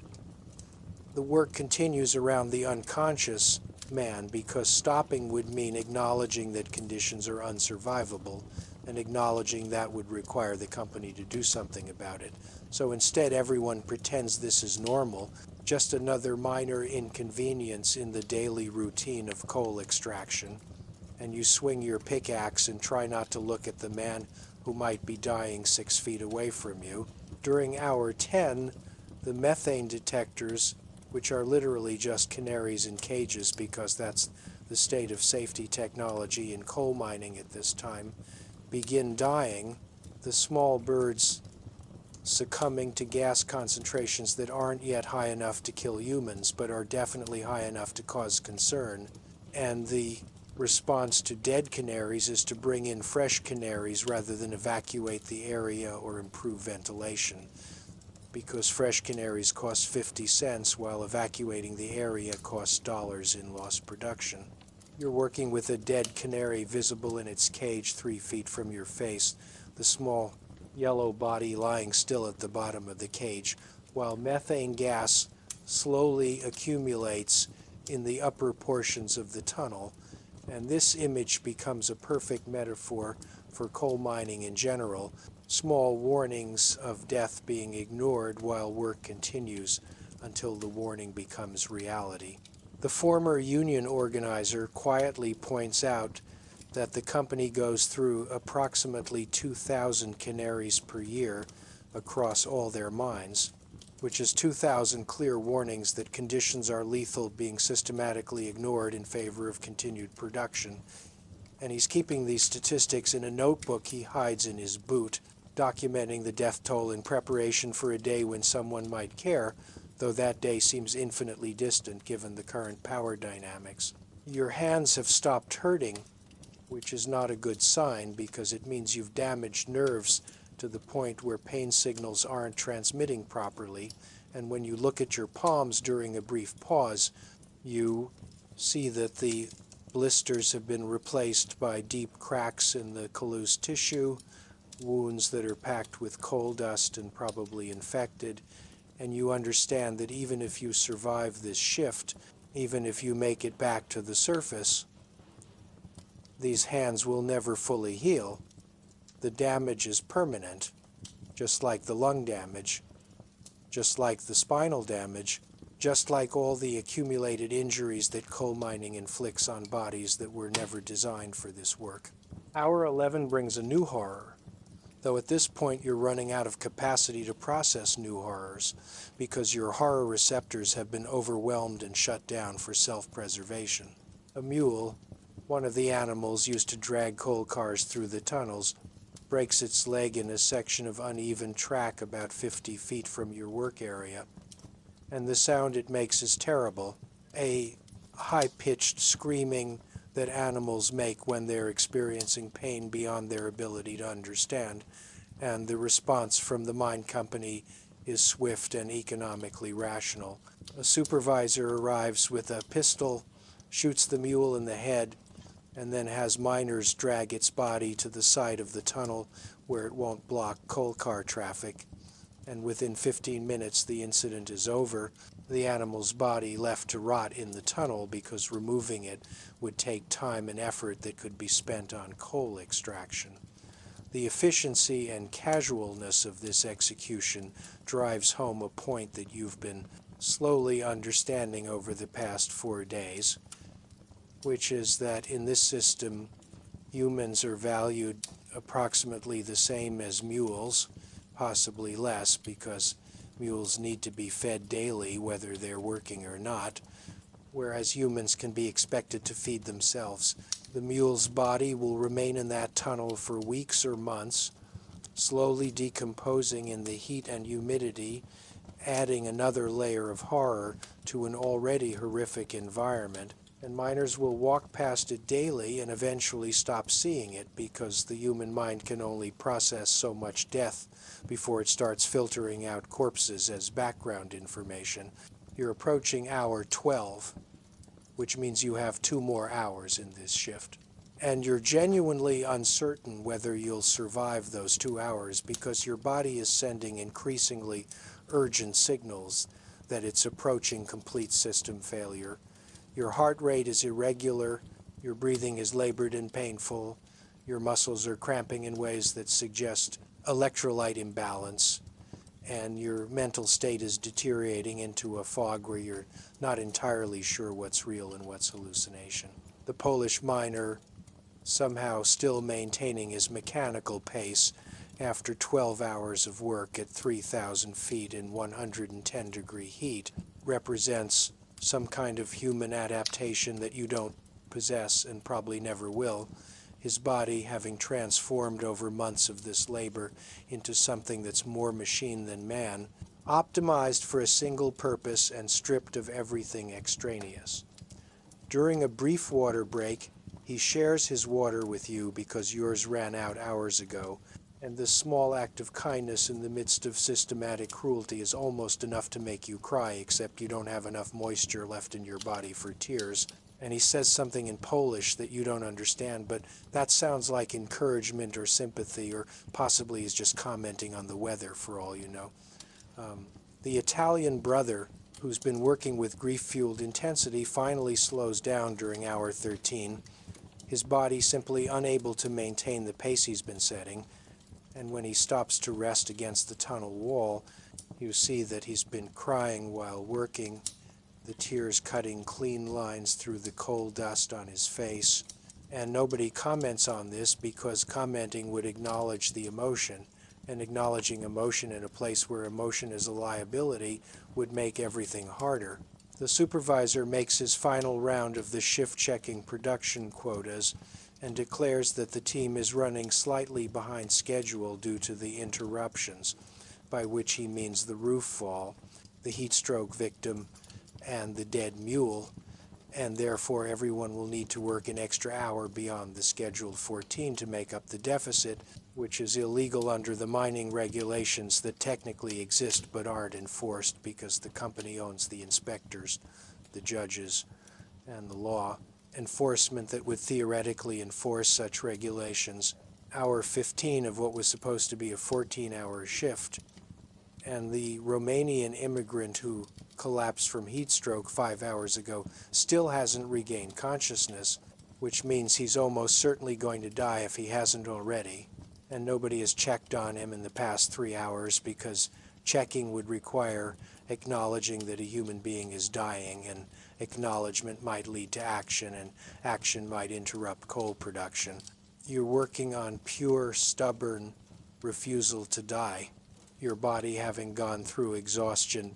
into some state beyond exhaustion where individual muscles are shutting down, but the system as a whole keeps operating through some combination of adrenaline, fear, and the knowledge that stopping means death through starvation or eviction or violence from supervisors who have been known to beat miners who can't maintain pace. The coal seam you're working has encountered a fault line,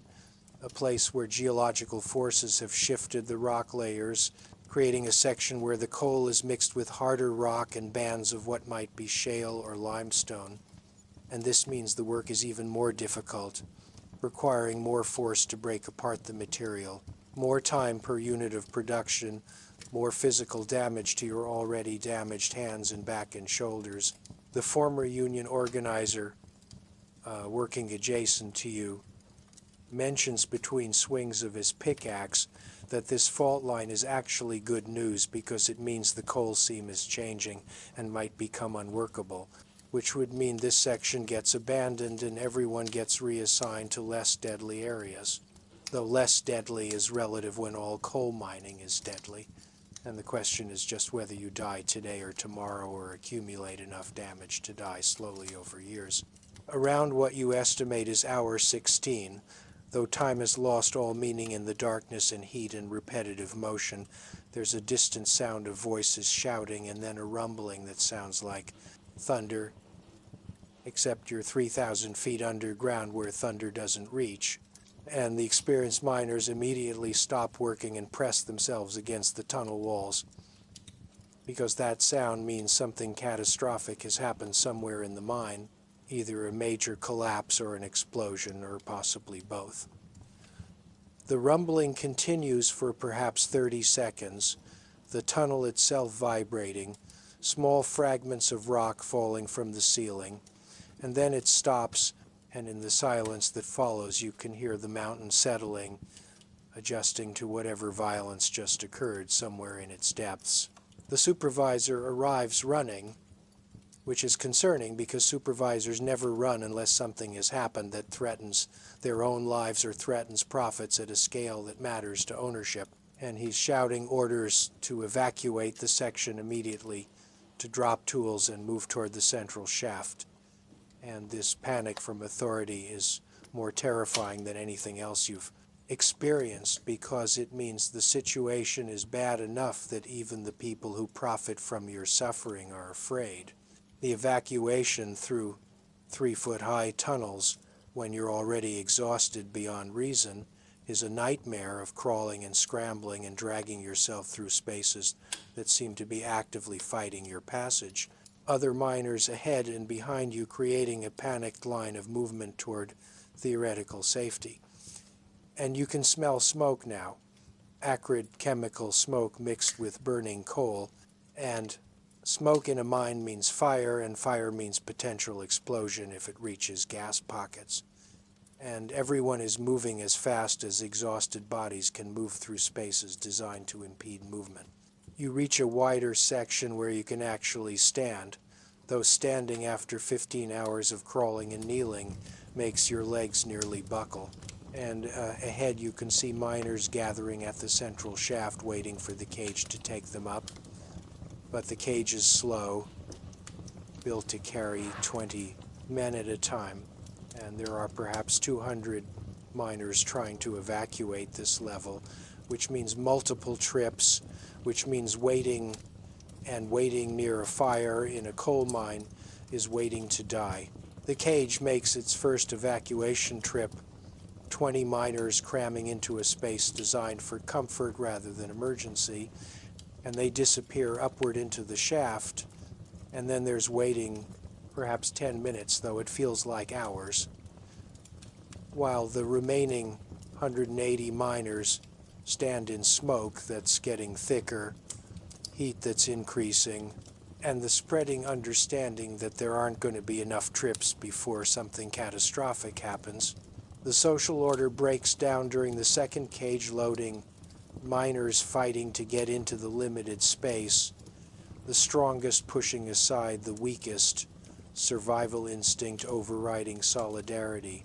And you watch as older miners and injured miners are shoved away from the cage by younger, stronger miners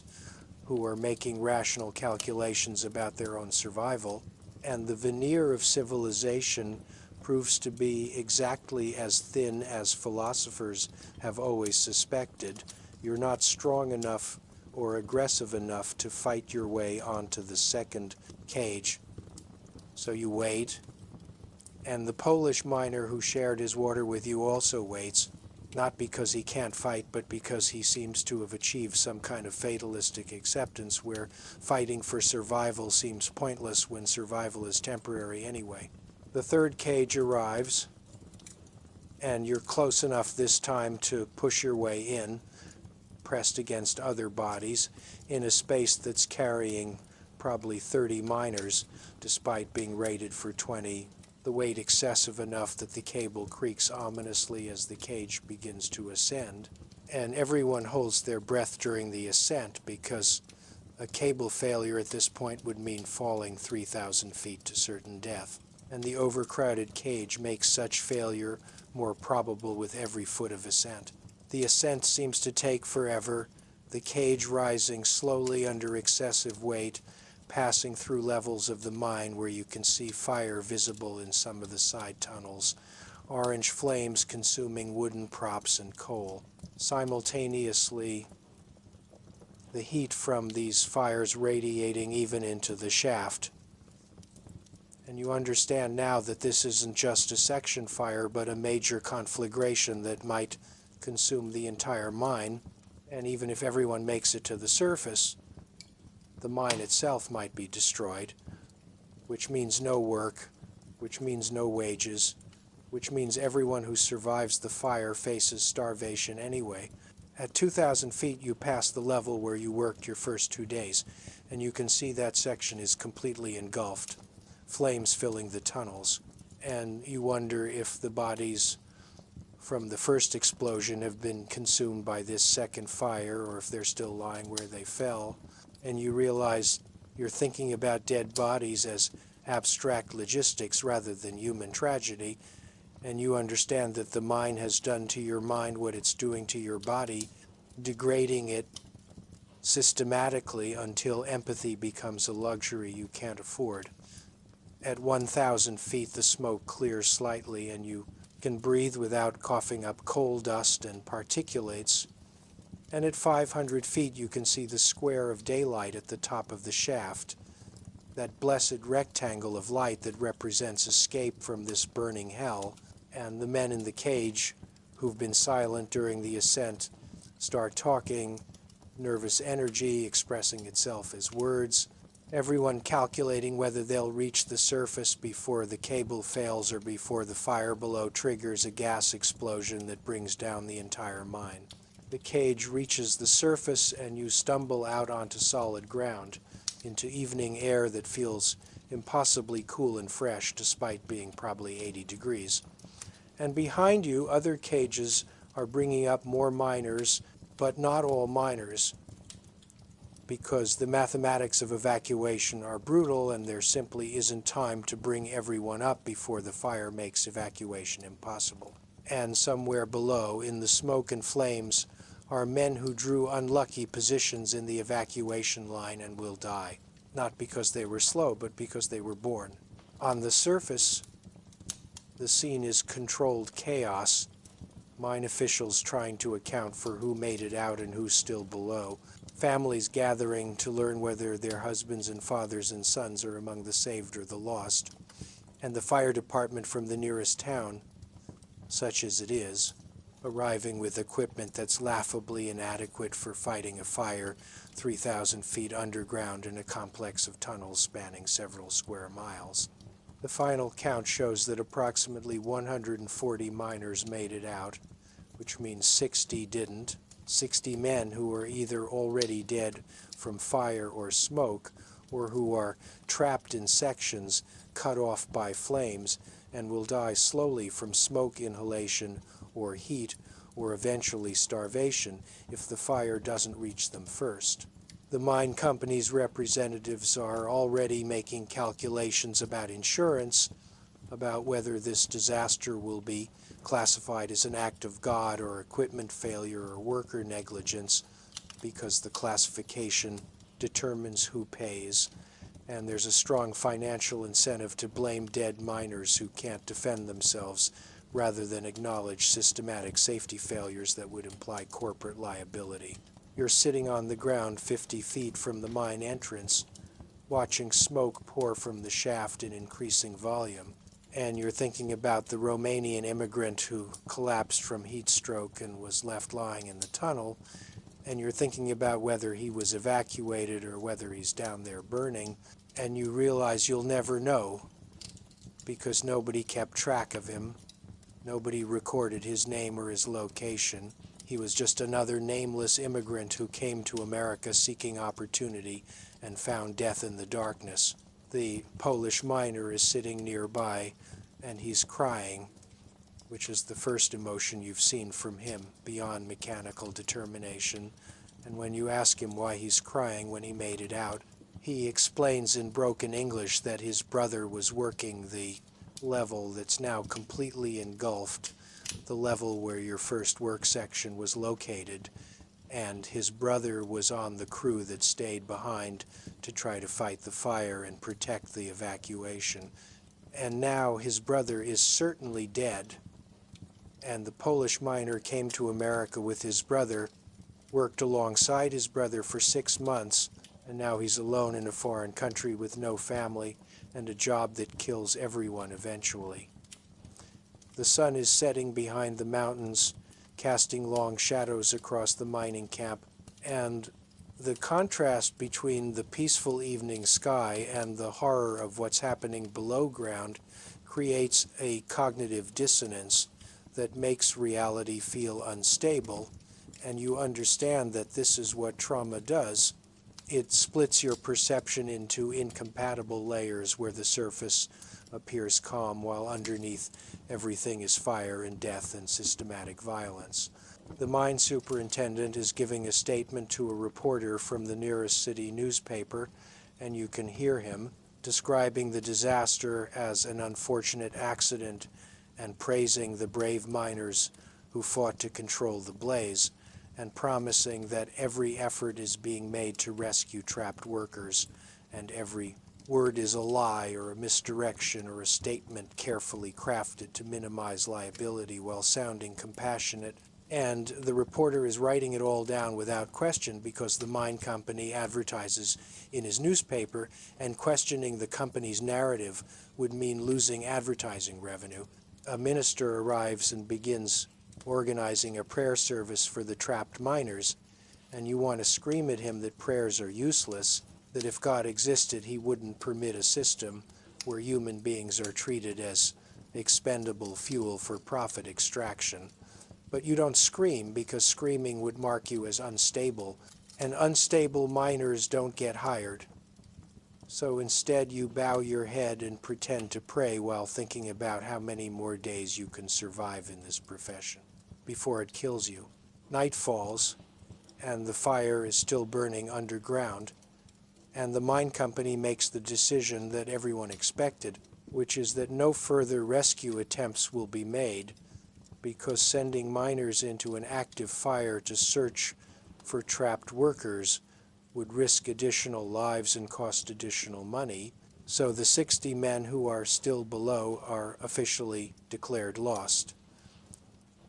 And the focus shifts from rescue to salvage,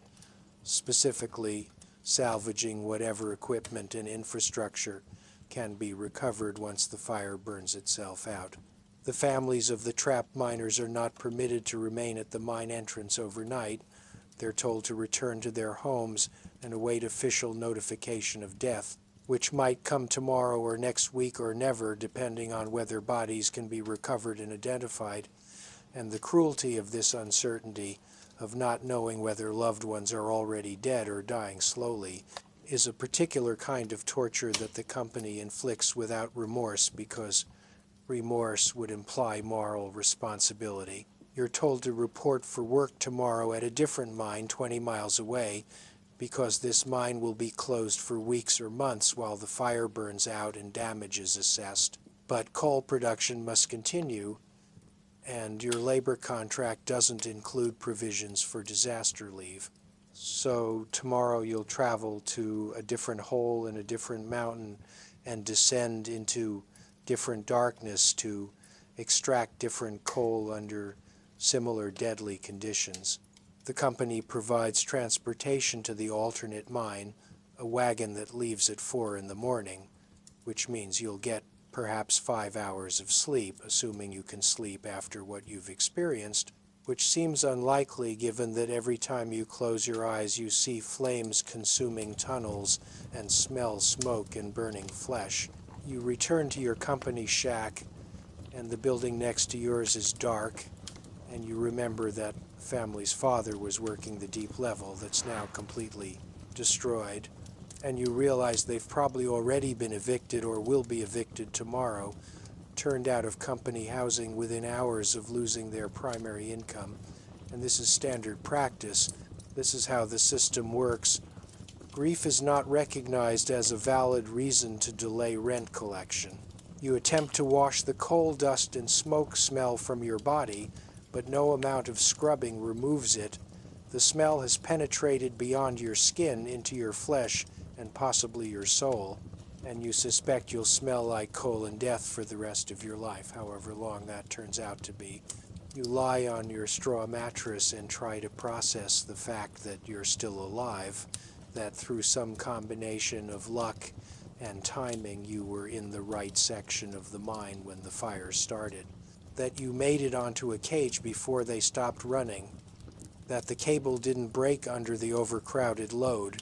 and you realize that survival wasn't about skill or strength or virtue. It was pure random, chance. And the men who died weren't weaker or less deserving of life. They were just unlucky. And this randomness is somehow more horrifying than if there were some logic to who lives and who dies. Sleep doesn't come, despite exhaustion so profound that your entire body aches. Your mind refuses to shut down, replaying the events of the past 15 hours in obsessive detail, and you understand that this is what soldiers experience after combat, this hypervigilance and inability to rest, this constant readiness for danger that can't be turned off, and you're at war. All miners are at war, fighting a daily battle against geology and economics and systematic exploitation. Except in war, soldiers are sometimes honored for their sacrifice, whereas miners are simply replaced. Around 2 in the morning, you hear crying from the dark shack next door, the widow and children of the dead miner, and the sound is unbearable, this raw grief unfiltered by social convention, and you want to help, but there's no help to offer because nothing will bring back the dead or change the economic reality that's about to destroy this family. So you lie in darkness listening to suffering you're powerless to address, understanding finally and completely that this is what coal mining does. It creates widows and orphans at industrial scale while generating profit for men who never enter the mines themselves. The wagon arrives at 4 in the morning as promised, and you climb aboard with perhaps 20 other miners who survived yesterday's fire and are being relocated to maintain productivity. And nobody speaks during the 20-mile journey because what is there to say? What words exist to describe what you've experienced? And silence seems more honest than any attempt at conversation. The new mine is identical to the old mine in every way that matters. Same wooden structures, same smoke-belching processing buildings, same company store with inflated prices, same rows of identical shacks housing interchangeable workers. And you understand that coal mining is a system that's been perfected through repetition, optimized for extraction of both coal and human life, and individual mines are just nodes in a network of exploitation that spans entire regions. You're processed through the new mine's hiring office despite technically already being employed because the company operates each mine as a separate entity for liability purposes, and you're assigned to a new crew, given a new lamp, and told to report to the cage for the morning shift, which begins in 30 minutes, which means you're going from one burning mine directly into another potentially burning mine with no recovery time, no counseling, no acknowledgement that you've just experienced severe trauma, because acknowledging trauma would mean acknowledging that the work is traumatic, and acknowledging that would require changing conditions, and changing conditions would reduce profits. Your new crew consists entirely of strangers, men who've been working this mine for various lengths of time, and they regard you with suspicion because you're an unknown quantity. You haven't proven yourself in their section, under their conditions, and trust in coal mining is earned through shared survival, not granted automatically. The descent in this new mine feels identical to descents in the old mine, the same sickening drop. Through darkness, the same pressure changes, the same transition from surface reality to underground nightmare, and you realize that you could be descending into any mine anywhere and the experience would be fundamentally identical because coal mining has been standardized. The deadly conditions aren't unique to one mine but are systemic features of the entire industry. At 2,000 feet, which is apparently the working level for this crew, you're led through tunnels that could be the tunnels from your previous mine. Same 3-foot height, same standing water, same inadequate props, same coal dust thick in the air. And the déjà vu is so intense, it creates a feeling that you never escaped the fire, that you're still trapped in the burning mine. And this new mine is just a hallucination your oxygen-deprived brain is creating as you die from smoke inhalation. The work is identical: undercutting, blasting, shoveling, the same repetitive motions that destroyed your body over the past 4 days. And your damaged hands protest immediately as you grip the pickaxe, the cracks in your palms reopening, fresh blood mixing with coal dust, and the supervisor who notices your hands bleeding tells you to wrap them with cloth and keep working because bleeding isn't a valid reason to stop production. During the morning break, one of your new crew members asks where you came from, and when you mention the mine that's currently burning, He nods and says this mine had a major fire 2 years ago that killed 80 men, and there was another fire 5 years before that which killed 60. And fires are just something that happen in coal mining, as natural and inevitable as rain, and you should expect to survive 2 or 3 fires over a career if you're lucky, and if you're unlucky you'll die in one. But either way, fires are part of the job, and you learn to accept them or you don't last long in this profession. By midday of your first shift in the new mine, you're operating on muscle memory alone because your conscious mind has essentially dissociated from your body as a protective mechanism against the reality of your situation. And you observe yourself swinging the pickaxe as if watching someone else, disconnected from the pain and exhaustion and horror of what you're experiencing. The coal seam in this mine is particularly gassy, methane seeping constantly from the exposed face, and the safety lamps are burning with the telltale blue flame almost continuously, indicating that you're working in explosive atmosphere, just not quite explosive enough to ignite yet. And this distinction between safe enough to work and explosive enough to kill everyone is apparently measured in percentage points that could change at any moment. During the afternoon, there's a small methane flash, not a full explosion, but a sudden ignition of accumulated gas that creates a fireball approximately the size of a horse. And this fireball rushes through the tunnel with enough force to knock miners off their feet and singe hair and eyebrows. And after the flash passes, everyone checks to make sure nobody's seriously burned, and then work resumes immediately because a methane flash that doesn't kill anyone is considered a lucky break rather than a warning that conditions are deadly. Your nervous system is in a state of constant alarm. Your fight or flight response stuck permanently in the on position, flooding your bloodstream with stress hormones that are slowly poisoning you even as they keep you alert enough to react to dangers. And you understand that this state is unsustainable, that human bodies aren't designed to operate in constant crisis mode, that eventually your endocrine system will burn out and you'll develop the same hollow-eyed 1,000-yard stare that you see in the veteran miners who've somehow survived years of this work. Around hour 8, one of your crew members,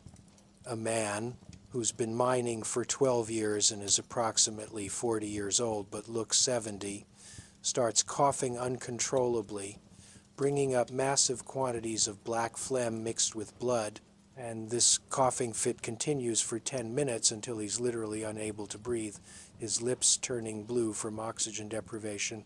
and he collapses against the tunnel wall, gasping like a fish on land. And the supervisor who arrives to check on the situation declares that the man has reached the terminal stage of black lung disease and should probably go home to die, which the man can't do because he has no home except company housing and no income except mining wages.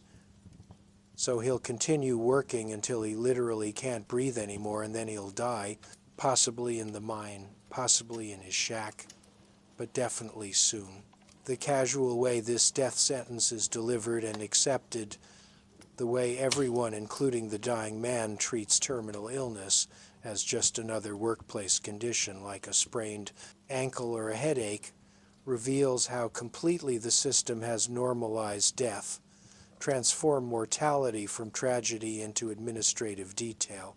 And you're watching this normalization happen to yourself, feeling your capacity for horror and empathy and outrage slowly eroding under the constant assault of systematic violence. The shift ends at hour 14,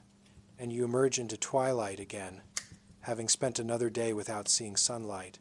Your circadian rhythms completely disrupted by the underground schedule, and you join the line at the company store where you'll exchange your day's earnings for overpriced necessities that ensure tomorrow's debt.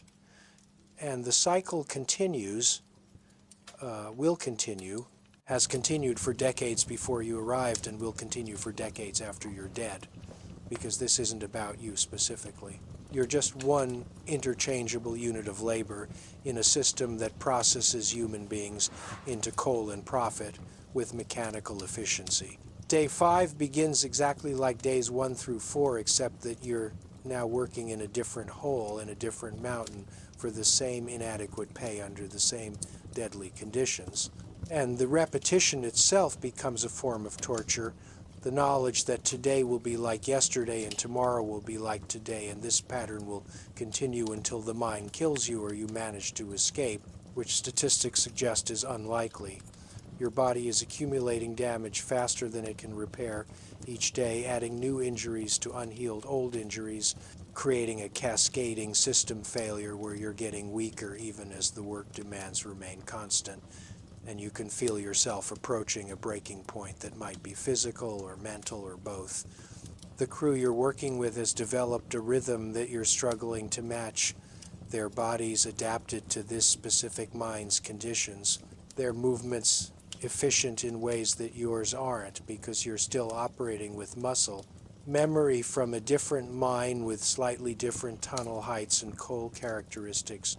And these small differences matter when you're working in spaces measured in inches, and every inefficient movement costs energy you don't have to spare. Around mid-morning, there's an accident in another section of the mine. Information traveling through the tunnels via the mule drivers, who serve as an informal communication network. And the news is that a roof fall has killed 4 miners and trapped 6 more. And rescue operations are underway, but prospects are poor because the fall was extensive and the area is unstable. This news is received with grim acknowledgement rather than shock because roof falls are common, killing miners regularly, and the only unusual aspect of this particular fall is that it killed multiple miners simultaneously rather than just 1 or 2. Your crew continues working because work stoppages aren't permitted even when men are dying in adjacent sections, and you're starting to understand that the mine company's strategy is to keep everyone working all the time because stopping to acknowledge death or danger might lead to conversations about safety improvements, which might lead to demands for changes, which might lead to reduced profits. So the solution is to never stop, to maintain constant motion that prevents thought or organization or resistance. During lunch break, you're sitting with your crew eating food that tastes like coal dust because everything tastes like coal dust. And one of the men mentions that his father died in this mine 20 years ago, crushed by a coal car when the brake failed. And he's been mining here since he was 12 years old,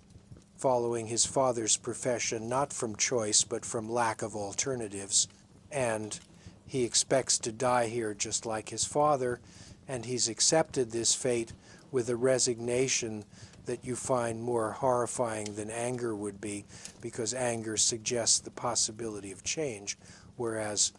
resignation confirms the permanence of the system. You're calculating survival probabilities during this conversation, trying to determine how long you can continue this work before it kills you, and the mathematics are depressing. At current rates of injury accumulation,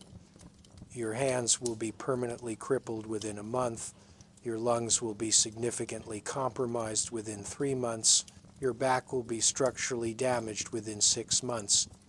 and your probability of dying in a mine accident within a year is approximately 1 in 150, which sounds acceptable until you realize that's per year and compounds over time, meaning if you work for 10 years, your cumulative probability of death exceeds 6%. And if you work for 20 years, like some men do, you're essentially guaranteed to die in the mine or from mine-related illness. These calculations assume you're average, but you're not average. You're new and unadapted and accumulating damage faster than veteran miners, which means your timeline is probably shorter, possibly much shorter. The shift ends, day 5 complete, and you've survived another 14 hours underground, which means you've survived 5 full days of coal mining in 1900. an accomplishment that perhaps 1 in 10 people could achieve, because most people would either die from the physical demands or quit regardless of economic consequences, because continuing would be acknowledging that life has so little value that this treatment is acceptable. You emerge into darkness again, the sun having set while you were underground, and you realize you haven't seen daylight in 3 days, your schedule now completely inverted from normal human circadian rhythms, and this dissociation from the sun is its own form of torture, contributing to the depression and mental illness that plague miners at rates far exceeding the general population. You're walking back toward your company shack at the new mine, past identical shacks housing identical miners, trapped in identical cycles of debt and exhaustion, and you're thinking about how to escape this profession, how to break free from the economic trap that keeps you mining coal despite knowing it'll kill you, and the options are limited and grim. You could flee, simply leave in the night without settling your company debt, but the company employs agents to track down fleeing workers, and the legal system supports company claims against workers. So fleeing often just exchanges mining for prison, which might actually be safer but is definitely less dignified. You could organize with other workers to demand better conditions, but you've seen what happens to organizers.